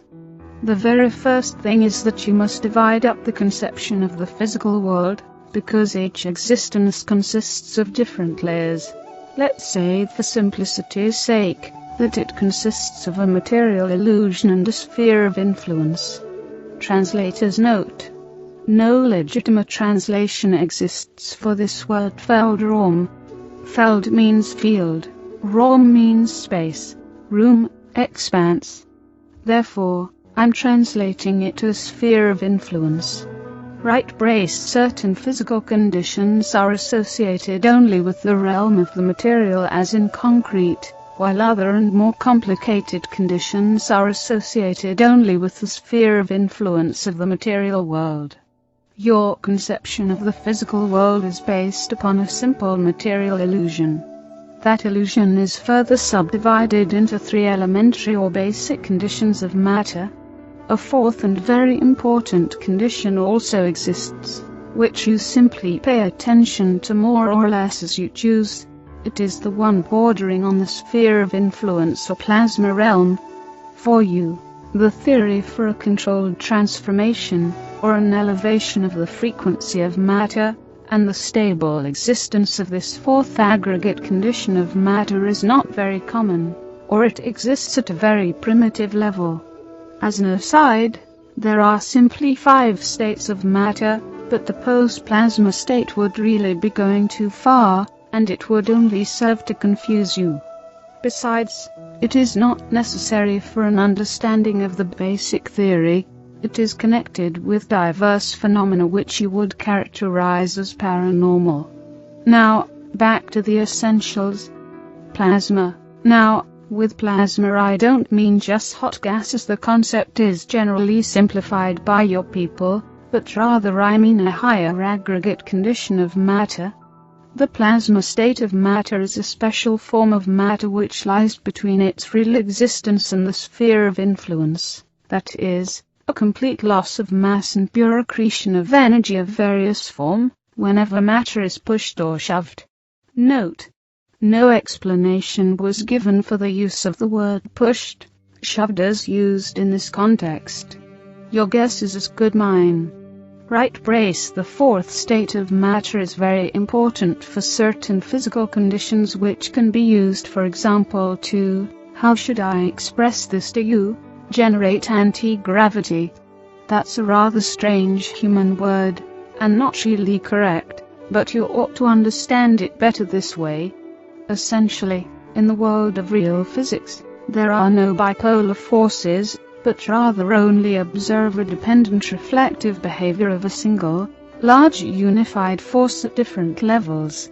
With anti-gravity or the displacement of gravitational characteristics into levels, one can, for example, cause apparently solid matter to levitate. This method is employed partly by us, and by extraterrestrials as well as a means of propulsion for their UFOs. You people are moving on a really primitive level towards a similar principle for your secret military projects, but since you have more or less stolen this technology, and it was later falsely passed on to you intentionally by the extraterrestrials, you lack the real physical understanding. As a result, you have to struggle with problems of instability and radiation with your UFOs. According to my information, there have been a great number of deaths of your people because of intense radiation and field disturbances. Don't you agree? This is also an example of the business regarding the question of good and evil. You people play with unknown forces, and thereby accept the death of colleagues of your own kind, for they are dying for a greater cause, namely, for the advancement of your technology, which as a result is being put into place once again for the purpose of war, i.e., for negative pursuits. Now, one can give you the benefit of the doubt that only the least number of your kind have any knowledge about these alien projects which are, as you explain it, top secret. It was told to you that the higher the ordinal or ranking number of basic matter, the simpler the heightening of the condition, but that is only partially correct. If you can't circumvent these powers, then you're better off not attempting it. But your kind has always been ignorant, and has from time immemorial tried to play around with forces which you have not even understood. Why would that ever change? You remember this business of copper fusion. By means of the fluctuation at the right angle with the induced radiation field, copper is fused with other elements. The illusion of matter is fused. The fields in the sphere of influence overlap each other, but the main force would be reflected by that process, and would assume a quasi-bipolar character. The resulting connection and the field would therefore not be stable in the normal condition of matter and unsuited for tasks. As a result, the entire field spectrum is shifted to a higher plasma-like condition, whereby the spectrum comes together with this harsh shifting to the opposite pole side. The word is not correct of the force field, and it resembles quite closely a gravitational shift. This shifting causes a tilting of the repulsing quasi-bipolar force, which now no longer flows to the interior of the force field, but rather flows partly to the exterior of the field. The result is an interstratifying reflective force field which is very difficult to modulate within certain technical boundaries in relation to its own characteristics. It can also carry out a multiplicity of tasks, as for example, causing massive flying objects to be levitated and maneuvered. It can also exert a camouflage function in the realm of electromagnetic radiation as well as manipulate temporal sequences of events, indeed only to very limited extent, and other things as well. Are you familiar with your quantum tunnel effect? Even the amplitude equalizations among genuine matter can be achieved with one of those kinds of fields, if the frequency and the distance from the plane of the field are high enough. Unfortunately, the whole thing that I have explained to you in your words has come out to be rather primitive, I'm afraid. It sounds rather strange, and certainly impossible for your comprehension, but perhaps this simple explanation can be of some use to you, in helping you to understand. But then again, Maybe not. Question: is there a scientific substantiation for paranormal powers, as for example with your powers of thought? Answer: yes. In order to explain that, one has to acknowledge the physical reality of the sphere of influence Feldraum. I'll try to do it. Wait just a second. You are going to have to separate yourself mentally from the illusion that that which you see is the true nature of the universe. It is, at best, the surface of a side. Imagine for yourself that all the matter here, you, this table, this pencil, this technical device, this paper, does not really exist, but that it is rather only the result of a field oscillation and a concentration of energy. All matter that you see, every creature, every planet and star in this universe, has an information energy equivalent in the sphere of influence, which is located on a main field, the general level of things. Now, there is not only one level, but several. Last time, I had mentioned that highly developed species which is capable of changing levels, which is something completely different from the simple bubble changing, for bubbles are a part of each and every level. Do you understand? Dimensions, as you call them, are a part of a solitary bubble. Bubbles or universal foam are a part of level, and levels are layers in the sphere of influence, while the sphere of influence, acting in the capacity of single physical size, is essentially unending. It is composed of innumerable information energy layers and general levels. There are in the sphere of influence known all levels. All are the same, but they are separated by means of their energy conditions. I notice that I am confusing you now. I think I ought to stop with this explanation. Question: no, please continue. How do concrete paranormal powers arise? Answer: well, okay then. Let's try something simpler. Again, it is not completely correct, but let's begin in this manner.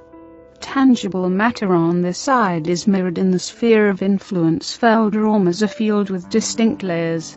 These layers contain information, as an example, about the simple structure of matter or the string frequency, but also there is stored information stemming from the development of matter.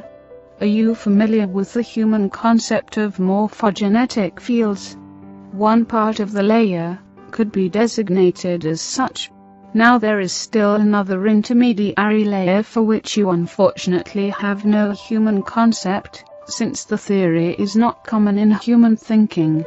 Let's call it a power layer, for this layer is mainly responsible for everything which you call science paranormal, and which lies outside the boundaries of your primitive sciences.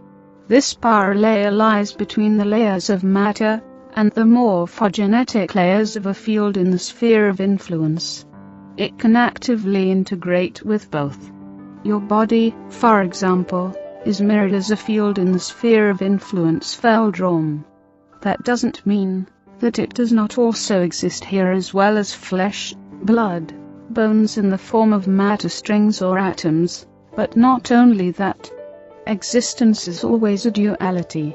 Some layers of the field contain simple information about the solid matter of your body and its frequency, while other layers contain information about your spirit, your consciousness, or, speaking from a human religious point of view, your soul.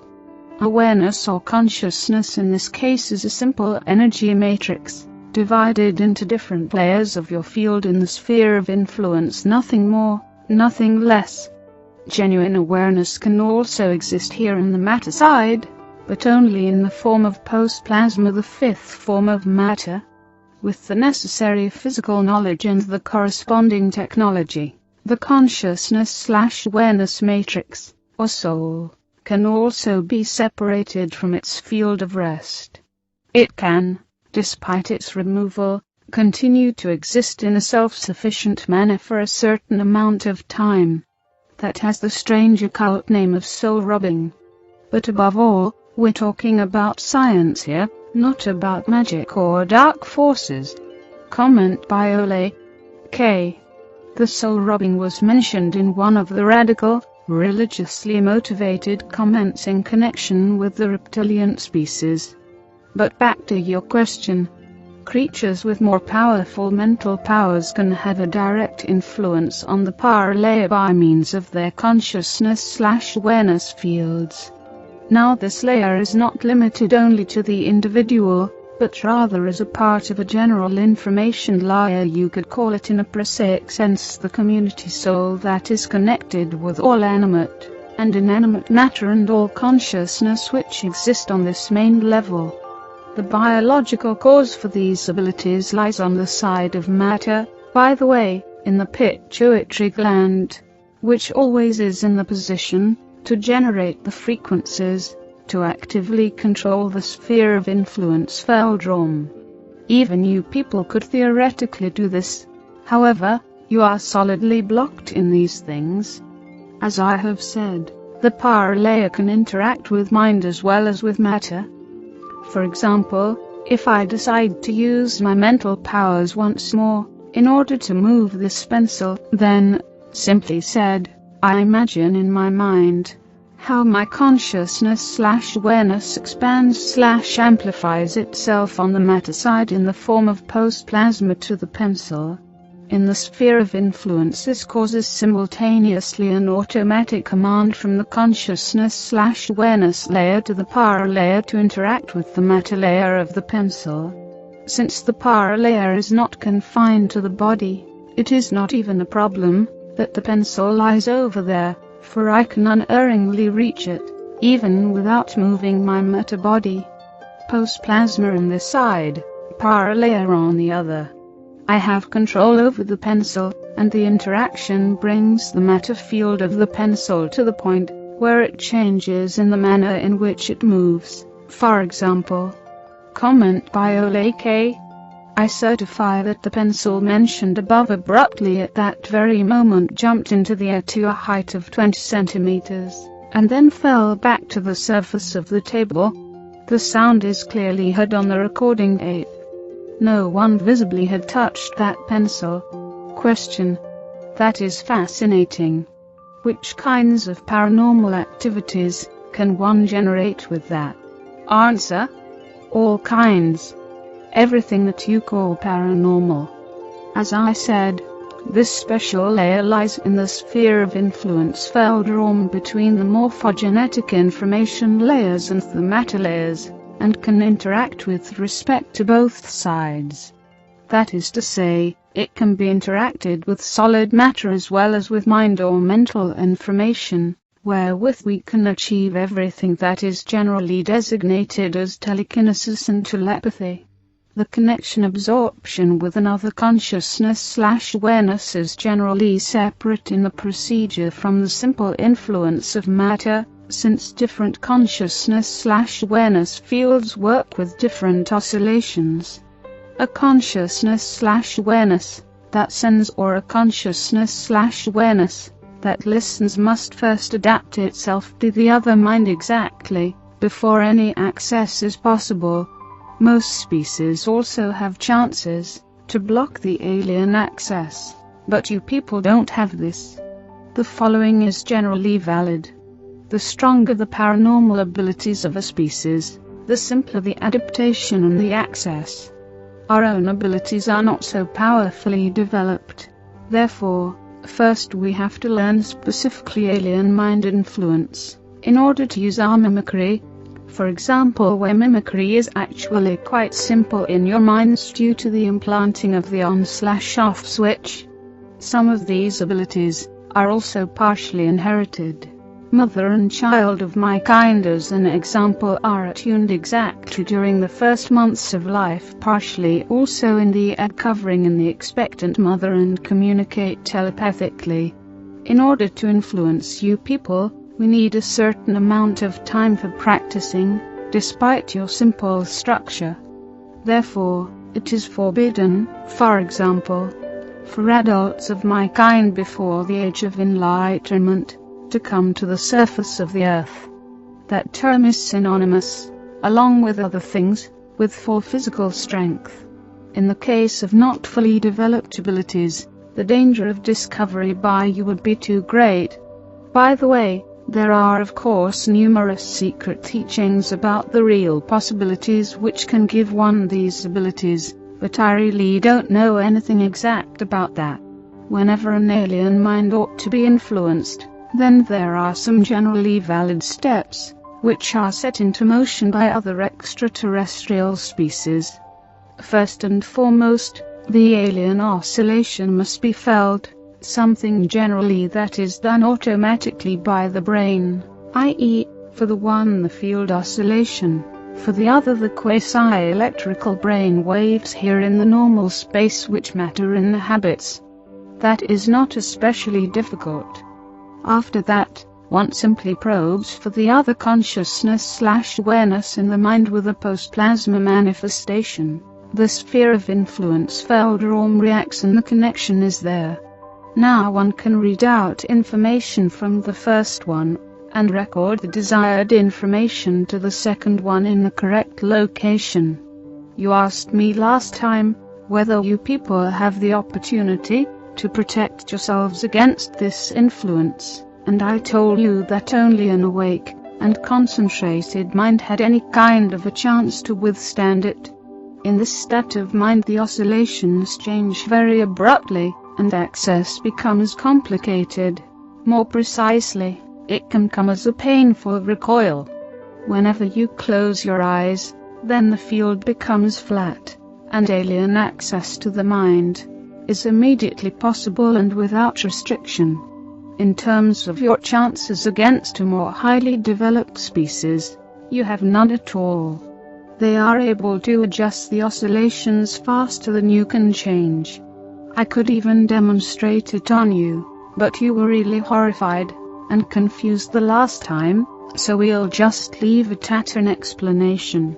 This explanation presumably sounds to you like, as you say, something esoteric, often the occult or magic. The reason for that is simply that you lack the basic understanding for seeing the background reasons. All paranormal phenomena have a purely scientific origination. None of this has anything to do with supernatural powers. We grow up with this kind of knowledge. We know how one makes use of these powers, and where they come from. We are acquainted with theory and practice. You are not. Therefore, you really don't understand what happens in your world. You see only one side of existence, not the other. I mean here both that are physical. Everything paranormal is dualistic, and it exists in the space that matter inhabits as well as in the sphere of influence Feldraum. To be explained, it can only be explained by the acceptance of the latter, because the sphere of influence Feldraum is the basis. I would welcome an end to the scientific questions since you really aren't grasping them anyway. We're wasting more or less valuable time by doing this. Question. Only one last question. At our first meeting in December, you made it quite clear that you didn't want to discuss scientific and paranormal concerns. Why the openness now? Answer. The last time I saw really no necessity in overburdening you with facts of that kind, and now you are obviously overburdened. Therefore, I had preferred only to mention these topics in a peripheral sense. Apparently, however, some of my performances today have set you to thinking about your world, something that can't be all bad. And by the way, your human scientists will tend to regard my comments as humbug. And so I see no great danger in spreading this information widely. No one will pay much attention to it. By the way, the words of people who have characterized me as a creature of evil have their basis in the belief in occult powers and magic, both of which things do not exist. There is no magic, only highly developed science, and everything that you label as magic is only a part of science. If you would only comprehend that, then you would be a step ahead in your development. My openness on this issue ends here. Pose other questions, please. question. Good. Let's talk about UFOs. Can you explain to me how our governments came into possession of UFO material to the point that they could start their own projects? Did it have anything to do with the Roswell incident? Answer: yes, but that incident was not the first one. I am no historian. I am studying only your current behavior, so my knowledge about those events in your history is presumably not very extensive. I will try to explain to you what I know about those things which happened at that time. Let me think about it for a second. In the years 1946 to 1953 in your time scale, there were 5 cases where extraterrestrial ships crashed to the surface of the Earth. In that crash, which you call the Roswell incident, there was not only one alien ship involved, but 2 that crashed after a collision in different parts of the land in the West, the one you call the USA. You have to know that the ships of this particular species can remain levitating in the air for a particular period of time, even though they are damaged. That accounts for the spatial difference in their crash locations. These were indeed not the first crashes, but by that time the second and the third. Another ship had crashed in 1946, but it was destroyed beyond usability. One thing first before the explanation. It certainly sounds ridiculous to you that such highly developed extraterrestrial ships simply crash, and that a relatively large number did so in a relatively short amount of time. The explanation for that is likewise more than strange, but it is correct. It does not lie in the ship's drive itself, but rather in the direction of the field to your planet. This species that we are discussing, and it was always in this time period that this species used a disc-shaped craft, used a propulsion system which ran according to the normal principle of fusion, to be sure, but one that at that time employed a more than unconventional method for field alignment. This method had various advantages but also disadvantages. The repelling field must of course lie in the absolute correct angle to the surface of the Earth. This species used an alignment technology in their ships, with which the field locked into place all points of the Earth's magnetic field.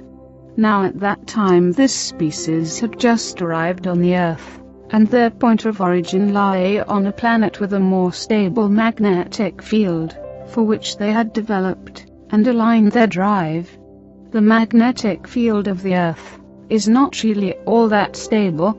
It is subject to cyclical variations, and it forms field eddies under unfavorable conditions. Whenever a ship with one of those kinds of drives gets into a field fluctuation, or into an eddy that is too strong, then for a short time the repelling field can no longer align itself correctly, and the ship glides uncontrolled on its flight path. The drive is operating correctly, to be sure, but the field fluctuates in all directions, and because of that, the ship can crash. In the case from 1947 which you addressed, it is my understanding that one of the ships got caught in a fluctuation, its field linked up unintentionally with that of its squadron leader, and it collided with another ship whereby both of them were heavily damaged. The cause for the magnetic fluctuation at that time was probably an electrical disturbance brought about by a weather event. Both ships crashed as a result. One of them fell near the collision point, the other 100 of your kilometers or so distant. All occupants were killed in the impact. The thin-hull structure of that kind of disc craft is in and of itself not very stable, since those discs have not been designed for crashes as well as for flight in a field where there are exterior forces at work. Now, your human military collected the individual pieces at first until they discovered the whole ships with the dead creatures aboard. Immediately they classified everything as top secret, and brought them to their military bases, in order to analyze the drive. The secret endeavor was to set the alien technology in place later against evil enemies of that great country. That is as primitive as it is ridiculous. I believe I remember, I don't want to specify exactly your date, that it was probably between 1949 and 1952, that there was a rather bad accident during some research being done on one of the wrecks. According to what I heard, what members of my species were told by members of that government, it resulted in an unintentional activation of one of the drive's components in the unshielded condition. As a result, for a very short period of time, how should I phrase this, there was an unchecked shift of the environment to a plasma-like condition, which on the other hand, through a very, very unfortunate accident, caused an overturning of the general power field into a magnetic pulse of immense power. Do you have any idea what kind of an effect a plasma magnetic jolt has when it comes into contact with an organism? No, how should you know that? Of course you don't. Disturbance in the structure of the field and bioelectric feedback. Imagine, if you will, a human body which is engulfed in bright flames for 3 or 4 of your days. Those flames apparently do not go out, and they burn the body right down to its last constituents. Well, then you have an approximate impression of what happened. I think that 20 or 30 of your scientists were killed in that lab. 2 further crashes occurred in 1950 and 1953 in the water catchment area of the American continent. Those ships were able to be recovered from the crashes relatively intact. The one in 1953, as I remember, even had an intact drive core. It was by means of that device that you saw for the first time that you had understood the entire concept fully incorrectly, and that you had reconstructed it fully incorrectly. Even today you still don't have it right. That species, which had built the ships in the first place, a species which I, by the way, count among those who are unfriendly towards you, was naturally worried about the investigation of their own technology by your kind. They did not want, however, at that early point in time, to begin direct conflict with you, and so they chose the diplomatic path, and came into contact with that government during your 1960s. Of course, they did not divulge the real reasons for their being here: copper, hydrogen, air, but rather they pretended to be curious researchers, and offered to show people the functioning principle of the ships, whereby they would expect in return some favors. Simple-minded as you are, you of course agreed to it, and were deceived. You gave them raw materials, you gave them secured locations for their bases, you gave them access to your most secret defense data, you gave them access to your DNA and much more, and all just to quench your greed for power and information.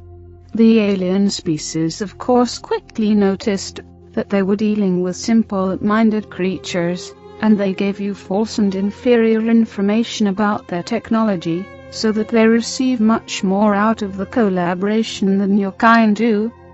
For example, they gave you information that the drive can only be constructed with unstable elements of a higher ranking number, but they withheld the information that the field drive can be constructed with various modifications to work as well with stable elements of a lower periodic number, and generally, that's the way it's done.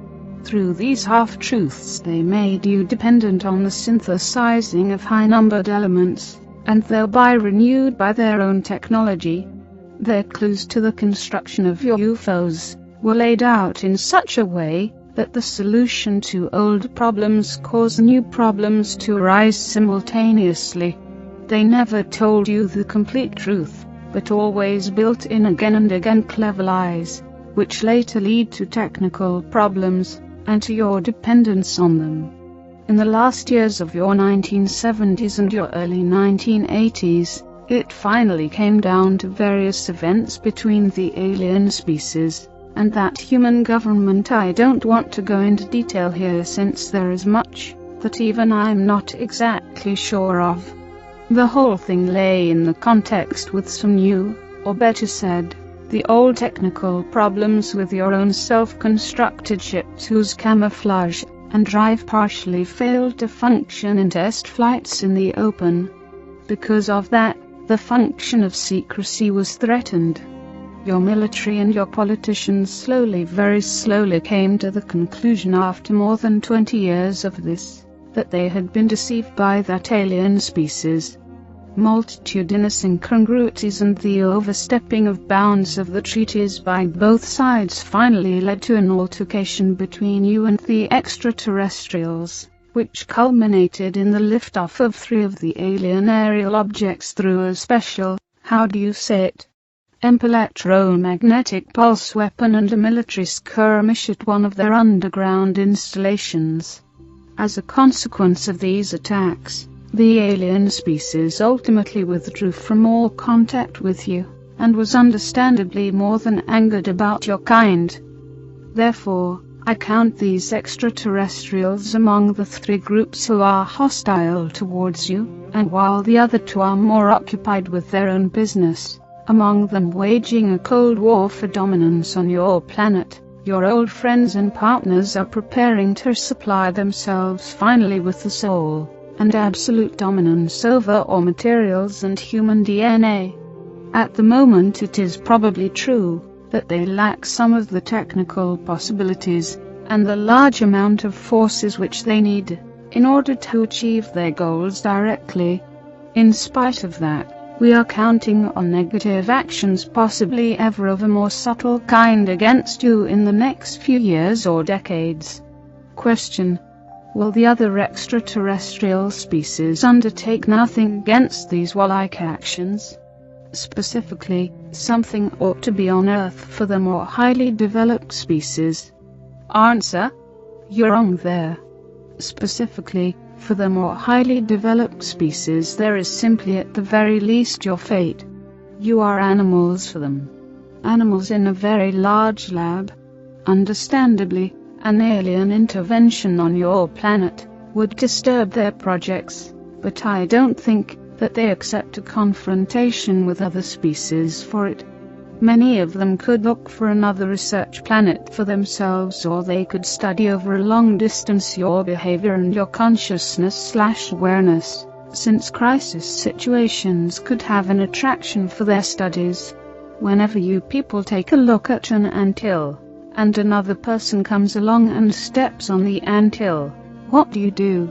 You go on your way, or you search for another anthill, or you observe the ants in that crisis condition. But would one of you, even though he were larger and more powerful than the one who stepped on the anthill in the first place, defend the meaningless ants? No. You have to imagine for yourself the viewpoint of the more highly advanced creatures. You are the ants. Don't expect any help from them. Of course we would also ask for help when it became clear that your old partners were ganging up on you. Some members of that human government are fully aware of our existence, also partially owing to an old religious basis. For example, there is a gigantic partially underground building in the capital which is totally dedicated to my species, and that also has a direct approach to an elevator shaft and to an underground system. In this building partial meetings have taken place, and do take place between us and humans. We have passed on information to you in the last few years. According to what I know, we will keep ourselves as far away from the conflict as we can. You ought to learn to solve your own problems yourselves, or to become intelligent enough never to create those kinds of situations. What will come, and who will possibly place themselves on your side, only time will tell. I really do not want to make any indications about that. Question: I have here 5 prints of different UFOs, which claim to show UFOs. Can you take a look at the pictures, and tell me in which of them actual extraterrestrial aerial craft can be seen. Answer: I can try it. You pose many questions to me today which even I cannot answer unequivocally. Don't overestimate my knowledge. I'm no expert in alien technology and the construction of extraterrestrial ships. To be sure, there are mostly some technical details and peculiarities about genuine UFOs, with whose help one can easily differentiate them from natural phenomena or human forgeries. You falsify sometimes the pattern of genuine ships. Therefore, it is not so easy simply with absolute certainty to identify an object. I'll try it. Show me the photos. Comment by Olake. She considered the pictures respectively for only a couple of seconds, and then sorted out photos 1, 3, and 5. These 3 pictures here are obvious counterfeits or erroneous identifications. In the one picture, it certainly seems to me that a real existing ship of an alien species was adapted for a small model here. It lacks important characteristics which are tied in with the technically and physically associated field. Generally speaking, a picture is all the more a fake, the clearer the outline and the colors are, because a levitating ship is generally hidden in a shifted field condition that even distorts the colors or the forms according to alignment. It might perhaps sound strange, but hazy and spectrally shifted photos are sometimes to be interpreted as an indication for a possibly authenticity. By the way, this object is floating above the water. If it were a genuine ship, we would have to see in any case either a trough or a swell on the surface. Since the surface is flat, it is obviously not a genuine ship. In my opinion, none of these 3 pictures show genuine objects in flight or UFOs. Here in this picture I see above all no artificial object in flight. It seems much more to deal with only a light reflex in your simple optical cameras. You really ought to be intelligent enough not to fall for a mix-up like that. When your general public chases counterfeits and frauds for a long time, then they will presumably discover too late what is really going on in front of them in their atmosphere. Photo 2. Albiesque, France, 1974. This one seems to be genuine. At least it displays the necessary characteristics. I would assign it at first glance to an alien species who have been visiting your planet for the last 35 years or so. The object itself is metallic and disc-shaped. Certainly it is distorted in form and color by means of a field effect. These 4 white and very long processes on the underside of the ship itself portray a kind of quasi-gravitational light manipulation, i.e., the universal force field is being shifted in the direction of a simulated gravity. Actually, it is not a genuine light. It is mostly not a genuine light whenever you see illuminating UFOs, but a special strongly charged form field which manifests itself in the space that matter inhabits as a quasi-light. The reason for the activation of this special high-energy system in an atmosphere is not completely clear to me. It's possible that it is a kind of investigating or influencing of the environment. In any case, it is terribly careless of that species to allow this technology to be photographed by humans. Well, I guess that most of you just plain don't understand it, and those who do will not say anything about it to the general public. Photo 4. Petit Chain, Belgium, 1990. This is in fact a genuine aerial object. It is in no way extraterrestrial.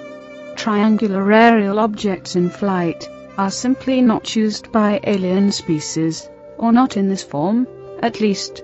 That streamlined kind of form is a human concept. It is one of your own secret military projects that you build with the help of immature alien technology that was handed over to you by the extraterrestrials during the 1960s and the 1970s. Generally, the form of the hull for a genuine extraterrestrial ship is of no consequence, for inside the field itself there are no exterior forces that have any effect there. In general, the ships have a rounded-off form, and they are built without hard edges as a disc or a cylinder, so that the field can flow more easily. Your projects decree that along with the alien drive field there also be a conventional jet engine system. Therefore, they are always triangular, and built with streamlining, in order to be steerable with this primitive recoil principle. In the example here, the ship glides above all on its genuine field drive. Do you see the distortion and the quasi-light in the rotating cylinders? That is an unmistakable indication for the authenticity of the photo. But why, you might ask, are there 4 cylinders? That's unusual. Even the interval seems to be incorrect. The coloring is very dark, and the interior optical distortion is very noticeable. Presumably a reconstruction of the original system by your scientists. Since the alien species has just not given you any more information since the disagreement, they are rebuilding the system single-handedly without actually being able to understand what kind of dangerous thing they are doing there. This construction does not make the system better, only more unstable. Both of the forward cylinders are too close to each other. They will definitely flow into each other. The color shows me a powerful residual radiation. It was probably the case that high elements were used again as customary for the shifting. It is in any case very dangerous to be unshielded in the vicinity of the field. Did the person who took the photo display any kind of radiation and burn damage? Question: I don't know. Where do these military UFOs come from? From the United States? Answer: yes. I think generally that's true. From the Western continent. Question: why then do they fly over thickly populated areas of Europe? This photo comes from Belgium. That doesn't make any sense. Can you explain? Answer: why is it that only I am able to explain strange human deeds? It's possible that these are long-distance tests or tests with the electromagnetic camouflage systems. The old enemy of the American nation is on this side of the world, so why shouldn't they test here? At home they've had enough time to have had their ships crossing back and forth. Maybe they have aroused too much observation there. With one of those kinds of unstable field structures as your photo indicates, I consider it somewhat improbable that that ship is capable of making a flight of that length over the ocean. It's possible there is a test station here on your continent. Unfortunately, I don't know anything about it. Question: many readers of the first transcript have posed the question, how your original contact with the F came about. I already know the story from your narratives, but could you repeat it here once again for this volume, and for the new transcript? Answer: of course. Now, the story began about 2 years ago here in Sweden. I have been strongly interested in your species and your behavior since my youth. I had already studied your literature at that time, as well as possible. Naturally, it is not easy in my homeland to come into possession of human books, but since my group or family stands in a higher ranking order, I was able to gather some material together and sometimes to speak with others of my kind who have already been in contact with you. I was really very curious about your species, and as soon as I was allowed to come to the surface, I attempted to assemble more information immediately.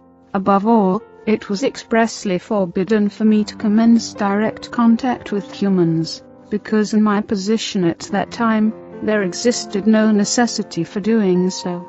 It was in your year 1998, when I was on my way further north from here in the remote forests in the vicinity of the entrance to my world, and was looking for biological specimens, which we use in order to watch over environmental pollution and destruction of your flora and fauna statistically by your own kind. At the time, I was already on the return path to the entrance. We can even orient ourselves more easily, by the way, through our senses to the Earth's magnetic field, and already in the vicinity of the large lake, when much to my surprise I came across a cabin in the woods. In this cabin I sensed a human consciousness/awareness. It was EF actually. I had no permission for contact with another species, but by the same token I had set in place my mimicry capability quite successfully prior to this. Even with larger groups of you, I had never ever come across a human being when I was alone. Now, let's call it primitive curiosity. I wanted to talk with the person in this cabin, and so I knocked on the door. He opened the door and we got into an interesting conversation. His language was not quite yet common at that time for me, but it's not all that hard to learn a new language when one can read the information in the consciousness/awareness of the opposite individual. Simply told him that I came from a foreign country in the East. Of course at the time, he did not really recognize who I was. He was totally convinced that he was talking with a creature of his own kind, although it was simply only a mimicry image. Since my assignment anyway had as its goal an investigation of this terrain which was to last for several days, I visited him in the span of time 3 times as a human person. At first we talked mainly about really ordinary things. Later we got into religious and physical topics. He seemed to be impressed by my knowledge, and I was likewise impressed with his clear thoughts and his for a human being well-displayed personality structure, and his own opinions. You really like giving yourselves over completely to a public opinion or conditioning, as for example, reptilian species are evil, and stuff like that. I steered the conversation in this direction, and EF said something to the effect that he believed in alien species, and that they did not have to necessarily be evil, but perhaps only different than his kind are. That pleased me.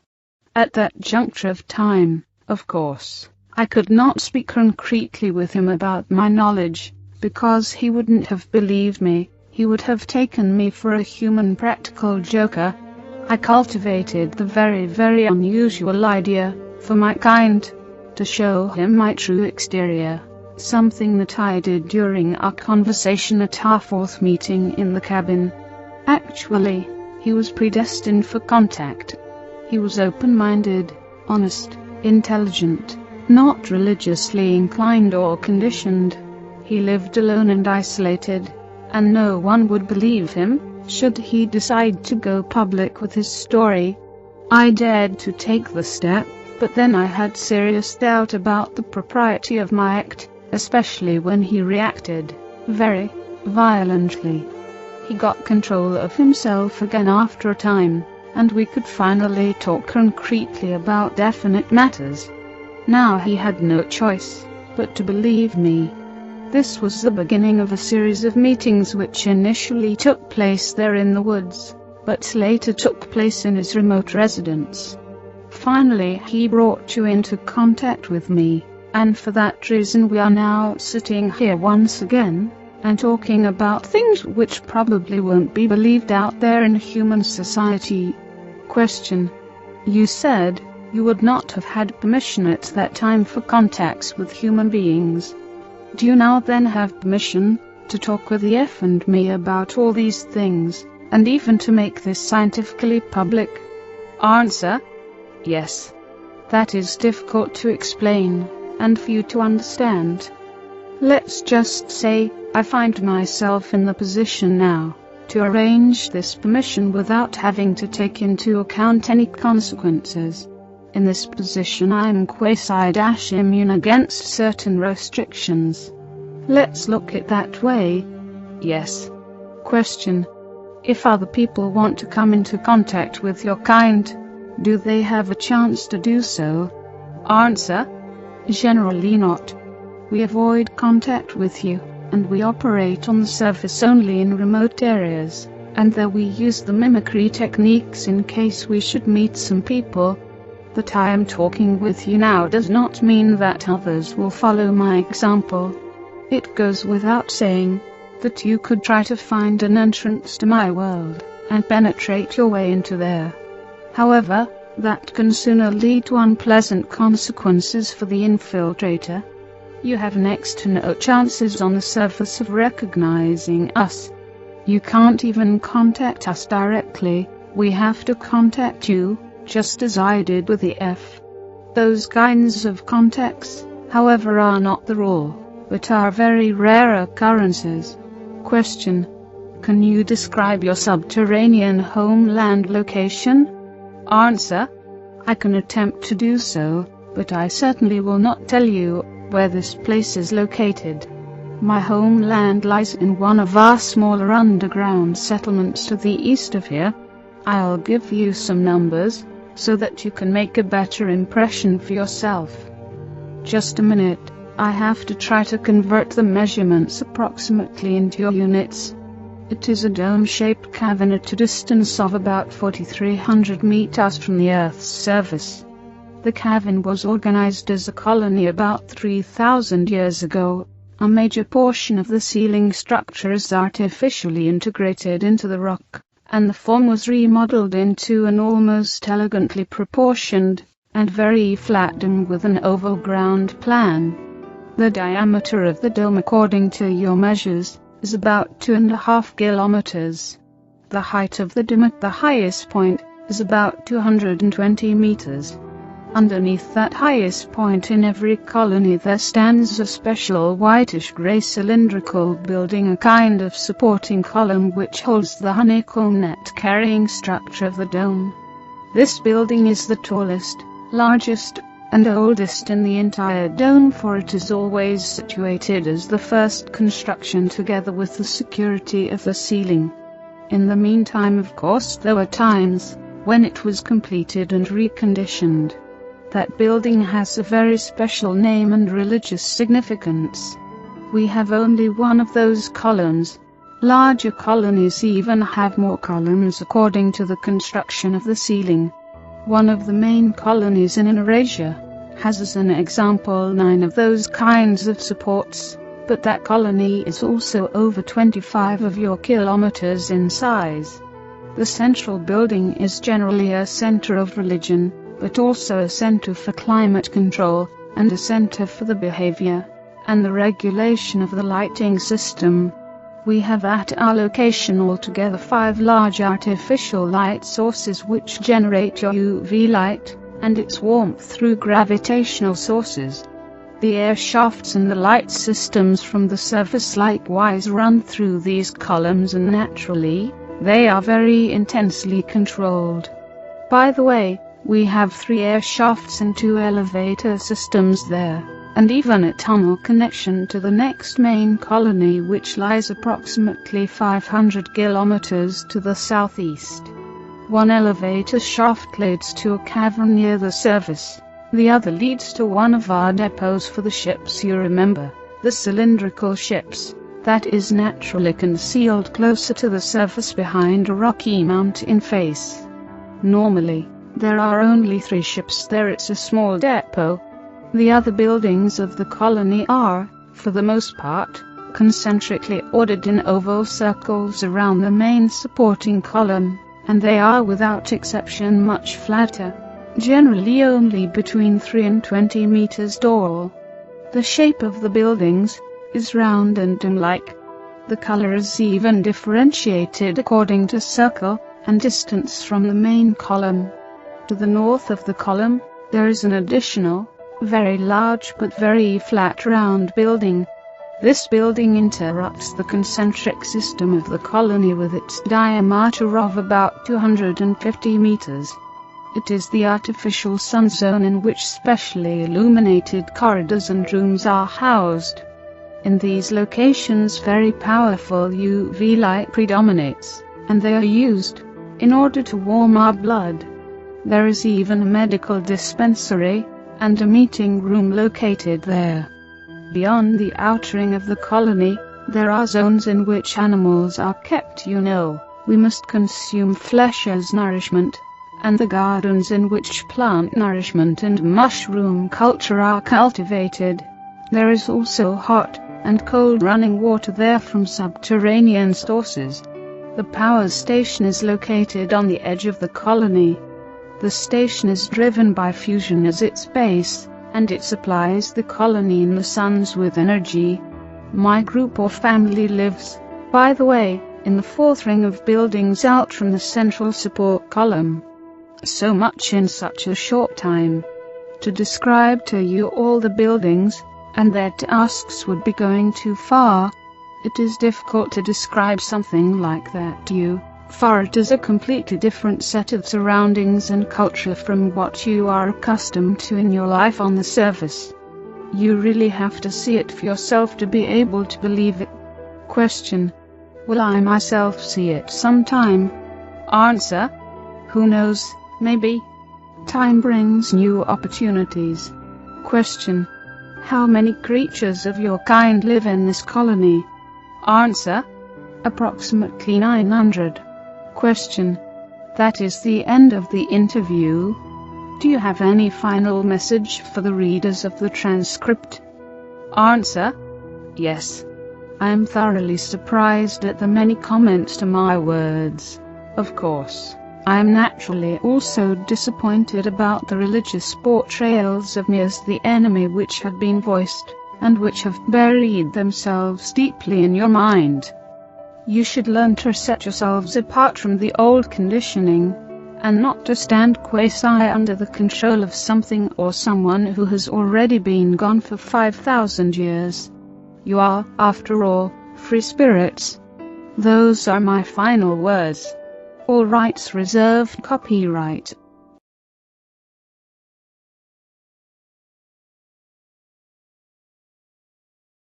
The Lacerta Files. Jimmy Bergman, owner, Sweden. Published in this website on December the 26th, 2004. Note of the editor of Brother Veritas's website. These English translations were edited to correct English grammatical errors, but message and intent were left intact. The word Elohim used extensively in these texts could mean Elohim, since this is the equivalent traditional word used in Western culture. However, this term may indicate a different galactic race. The illustrations are not of Lacerta. Introduction: I certify that the following text is the absolute truth, and no work of fiction. These are parts of a transcript of an interview I've made with a non-human and reptilian being in December 1999. This female being was already in contact with a friend of mine, whose name is given only with the abbreviation EF in the text, since for months. Let me declare that I was all my life a skeptic about UFOs, aliens and other weird things, and I thought that EF tells me just dreams or fictitious stories. When he talked with me about his first contacts with the non-human being Lacerta, I was still a skeptic. When I met this being on December the 16th last year in that small warm room in the remote house of my friend near to a town in the south of Sweden, despite the fact that I saw now with my own eyes that she was not human.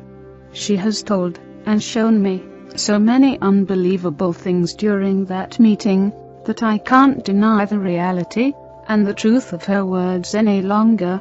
This is not another of that wrong UFO papers which claim to tell the truth, but tell in fact just fiction. I'm convinced that this transcript contains the only truth, and therefore you should read it.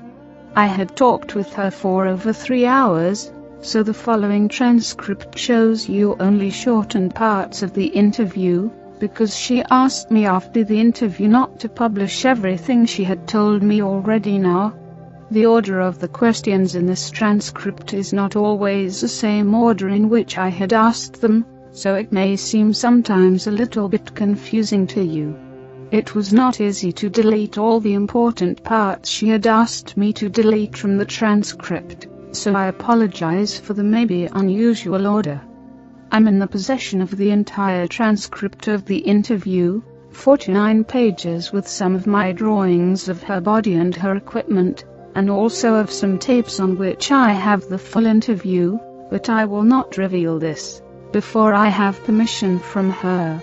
I will send this shortened form of the still fascinating document to 4 of my reliable friends to Finland, Norway, Germany, and France, and I hope they will translate it into their own languages, and into other languages, and I hope as many people as possible will be able to read and to understand the transcript. If you receive it, please send it to all your friends via email, or make printouts and copy them.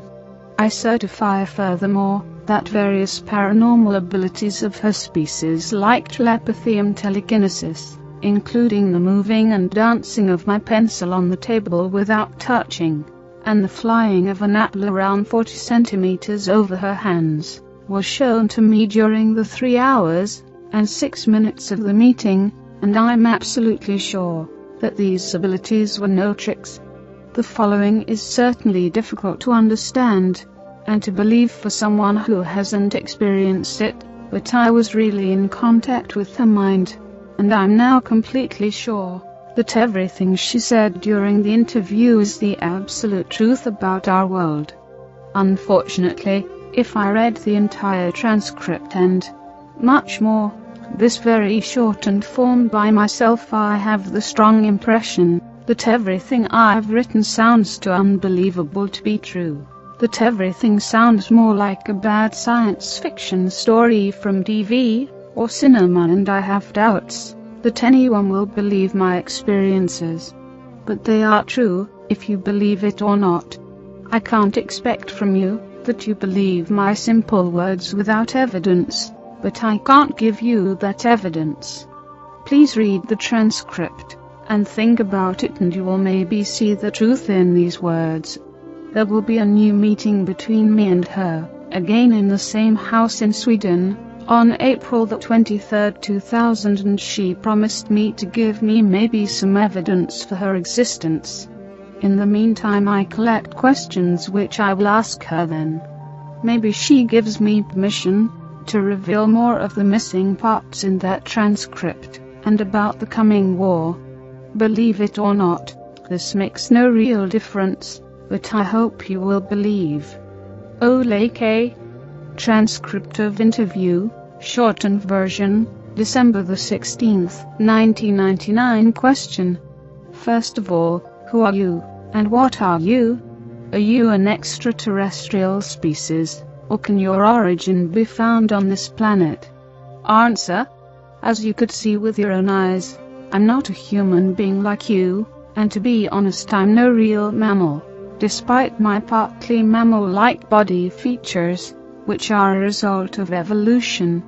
I'm a female reptile being, belonging to a very old reptilian race. We are the native Terrans, and we live on that planet since millions of years. We are mentioned in your religious writings like your Christian Bible, and many of the ancient human tribes were aware of our presence, and worshipped us as gods.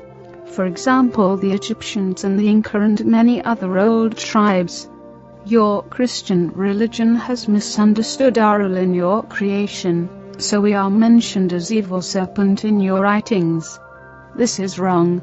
Your race was genetically engineered by aliens, and we were just the more or less passive visitors of this accelerated evolution process. You must know, some of your scientists have already supposed this, that your species had evolved in a naturally completely impossible speed within just 2-3 millions of years. This is absolutely impossible, because evolution is a much slower process, if it's natural, but you have not understood this. Your creation was artificial, and done by genetic engineering, but not by us, but by an alien species. If you ask me if I'm an extraterrestrial, I must answer no. We are native Terrans. We hadn't have some colonies in the solar system, but we originate on this planet. It's in fact our planet and not yours. It was never yours. Question. Can you tell me your name? Answer. This is difficult, because your human tongue is not able to pronounce it correctly, and a mispronunciation of all names is very offensive for some of my kind. Our language is very different from yours, but my name, as I will try to say it smoother by use of your human letters, something like Shakas with a very strong pronunciation of the SH and K sounds. We have no four names like you, but only a single but unique name which is divided and characterized by the way of speaking, and which is given not to children who have an own children name, but only in a special procedure in the adolescent age at the time of either religious or scientific enlightenment or awareness, as you would call it. I would appreciate it if you don't try to say my real name with your human tongue. Please call me Lacerta. This is the name I generally use when I'm among humans and talk with them. Question. How old are you? Answer. We measure the time, not like you in astronomical years, and in the revolving of the Earth around Sun, because we usually live beneath the surface of the planet. Our time measurement depends on periodically returning cycles in the Earth magnetic field, and according to this, and said with your numbers, I'm today, let me calculate, 57,653 cycles old. I have reached my adult phase, and my awareness 16,337 cycles ago. This is a very important date for us. According to your human time scale, I'm around 28 years old. Question. What is your task? Do you have a job like us? Answer. To say it with your words. I'm a curious student of the social behavior of your species. That's why I'm here and talk to you. That's why I have revealed my real nature to EF and now to you. And that's why I give you all that secret information, and why I will try to answer all the questions on your many sheets of paper honestly. I will see how you react, how others of your kind react. There are so many crazies and liars of your kind on this planet who claim to know the truth about us, about UFOs, about aliens and so on, and some of you believe their lies. I'm interested to see how your species will react if you make the truth, which I will tell you now, public. I'm quite sure every one of you will refuse to believe my words, but I hope I'm wrong, because you need to understand, if you want to survive the coming years. Question. I have read your full statement, which you have given to EF, about this, but can you give me now just a short answer? Are UFOs real flying objects piloted by extraterrestrials, or do they belong to your species? Answer. Some observed UFOs, as you call them, belong to us, but most not. Most of the mysterious flying objects in the sky are not technological devices, but mainly misinterpretations of natural phenomena your scientists have not understood, like spontaneous plasma flares in the high atmosphere. Nevertheless, some UFOs are real craft belonging either to your own species, especially to your military, or to other alien species, or at last to us, but a minority of sighted craft belongs really to us, because we are generally very careful with our movements in the atmosphere, and we have special ways to hide our ships. If you read a report about a sighting of a metallic bright gray cigar-shaped cylindrical object with a length of, there are different types, let me say between 20 and 260 of your meters, and if this object had made a very deep humming sound, and if there were 5 bright red lights on the metallic surface of the cigar, one at the top, one in the middle, 2 at the end, then it's likely that some one of you have seen one of our ships, and this means that it was either partly defect, or that some one of us was not careful enough. We have also a very small fleet of disc-shaped craft, but such UFOs belong usually to an alien species. Triangular UFOs belong generally to your own military, but they use foreign technology to build them. If you really want to try to see one of our craft, you should have a look at the skies over the Arctic, the Antarctic and over Inner Asia, especially over the mountains there. Question: have you a special symbol or something like that with which we can identify your kind? Answer: we have two major symbols representing our species. 1. The more ancient symbol is a blue serpent with 4 white wings on a black background. The colors have religious meanings for us. This symbol was used from certain parts of my society, but it is today very seldom. You humans have copied it very often in your old writings.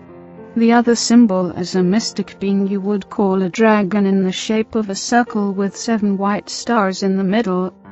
This symbol is much more common today. If you see one of that symbols on a cylindrical craft I've described in my previous answer, or on some underground installation, this thing or place belongs definitely to us, and I would advise you to go away from there as soon as possible. Question: the 7 stars in the second symbol you've mentioned, do they mean the Pleiades? Answer: Pleiades? No. Actually, the 7 stars are planets and moons, and they are a symbol for our former 7 colonies in the solar system. The stars are shown in front of a blue background, and the dragon circle means a shape of Earth. The 7 white stars mean Moon, Mars, Venus and 4 moons of Jupiter and Saturn, we had colonized in the past. 2 colonies are no longer in use and abandoned, so 5 stars would be more correct. Question: as you have not allowed me to make photos, what would be very useful to prove your real existence and the truth of this story? Can you describe yourself detailed? Answer: I know that it would be helpful to prove the authenticity of this interview if you can make some photos from me. Otherwise, you humans are very skeptic. That's good for us, and for the real alien species acting secretly on this planet. So even if you had such photos, many of your kind would say that they are fraud, that I'm just a masked human woman or something like that. That would be very offensive for me. You must understand that I can't give you permission to make photos of me or of my equipment. This have various reasons, which I want not to discuss with you further, but one of the reasons is the keeping up of the secrecy of our existence. Another reason is more religious. Nevertheless, you have permission to make drawings of my look and of my equipment. I can show you later. I can also try to describe myself, but I doubt that others of your kind will be able to imagine my real look just from simple words, because the automatic denial of the existence of reptilian species, and generally of intelligent species other than your own, is part of the programming of your mind. Well, I will try. Imagine the body of a normal human woman, and you have at first a good imagination of my body. Like you, I have a head, 2 arms, 2 hands, 2 legs and 2 feet, and the proportions of my body are like yours. As I'm female, I have also 2 breasts. Despite our reptile origin, we have started to give milk to our babies during the evolution process. This happened around 30 million years ago, because this is the best thing to keep the young alive. Evolution had done this for your species already in the dinosaur age, and a little bit later also for ours. That means not that we are now real mammals, but the breasts of us are not as large as those of human woman, and the size of them is generally equal for every female of my kind. The external reproduction organs are for both sexes smaller than those of humans, but they are visible, and they have the same function as yours, another gift of evolution to our species. My skin is mainly of a green-beige color, more pale green, and we have some patterns of brown irregular dots, each dot of the size of 1-2 centimeters, on our skin, and in our face. The patterns are different for both sexes, but females have more, especially in the lower body and in the face. You can see them in my case as two lines over the eyebrows crossing my forehead, at my cheek, and at my chin. My eyes are a little bit larger than human eyes. For this reason, we can see better in the darkness, and usually dominated from the large black pupils, which are surrounded from a small bright green iris. Males have a dark green iris. The pupil is slit, and can change its size from a small black line to a wide open egg-shaped oval, because our retina is very light sensitive, and the pupil must compare this. We have external round ears, but they are smaller, and not so curved as yours, but we can hear better, because our ears are more sensitive for sonic. We can also hear a wider range of sonic. There's a muscle all over the ears which can completely close them, for example underwater. Our nose is more pointed, and there is a V-shaped curving between the nostrils, which enable the ancestors to see temperature. We have lost most of this ability, but we can still feel temperature much better with this organ. Our lips are shaped like yours, those of females a little bit larger than those of males, but of a pale brown color, and our teeth are very white and strong, and a little bit longer and sharper than your soft mammal teeth. We have no different hair colors like you, but there is a tradition to color the hairs in different ages, and the original color is like mine, a greenish brown. Our hairs are thicker and stronger than yours, and they grow very slow. In addition, the head is the only part of our body where we have hairs. Our body, arms and legs are similar in shape and size to yours, but the color is different, green-beige, like the face, and there are scale-like structures on the upper legs, over the knee, and upper arms, over the elbow. Our 5 fingers are a little bit longer and thinner than human fingers, and our skin on the palm is plain, so we have no lines like you, but again a combination of a scale-like skin structure and of the brown dots. Both sexes have the dots on the palm, and we have no fingerprints like you. If you touch my skin, you will feel that it is smoother than your hairy skin. There are small sharp horns on the upside of both middle fingers. The fingernails are gray and generally longer than yours. You see that my nails are not so long, and round at the top. This is because I'm female. Males have sharp pointed nails with a length of sometimes 5 or 6 of your centimeters. The following feature is very different from your body and part of our reptilian origin. If you touch the backside of my upper body, you will feel a hard bony line through my clothing. This is not my spine, but a very difficult shaped external plate structure of skin and tissue following exactly our spine from the head to the hip.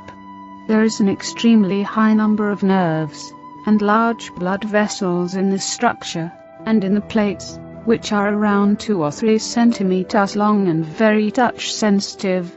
This is the reason why we have always problems to sit in chairs with a back like this chair.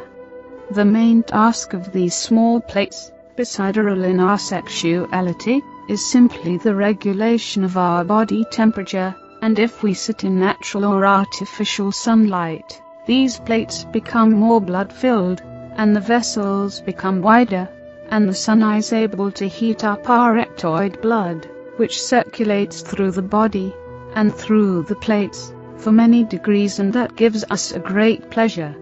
What else is different from your kind?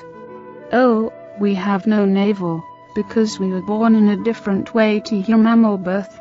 The other exterior differences from your kind are minor, and I think I must not mention all now, because most of them are not visible if we wear clothing. I hope the description of my body was detailed enough. I would advise you to make some drawings. Question: what kind of clothing do you generally wear? Suppose this is not the way you dress normally. Answer: no, I wear this human everyday clothing, only when I'm among humans. To be honest, it's not very comfortable for me to wear such tight things, and it is always a very unusual feeling. If we are in our own home, this means in our subterranean home, or in our large artificial sun areas, and if we are together with others near to our own name, we are usually naked. Is this shocking for you? When we are in the public, and together with many others of my species, we wear very wide and soft clothing made of thin, light stuff. I have told you that many parts of our bodies are very touch sensitive, mostly the small back plates, so we can't feel comfortable in tight clothing, because it can hurt us. Man and woman wear often the same kind of clothing,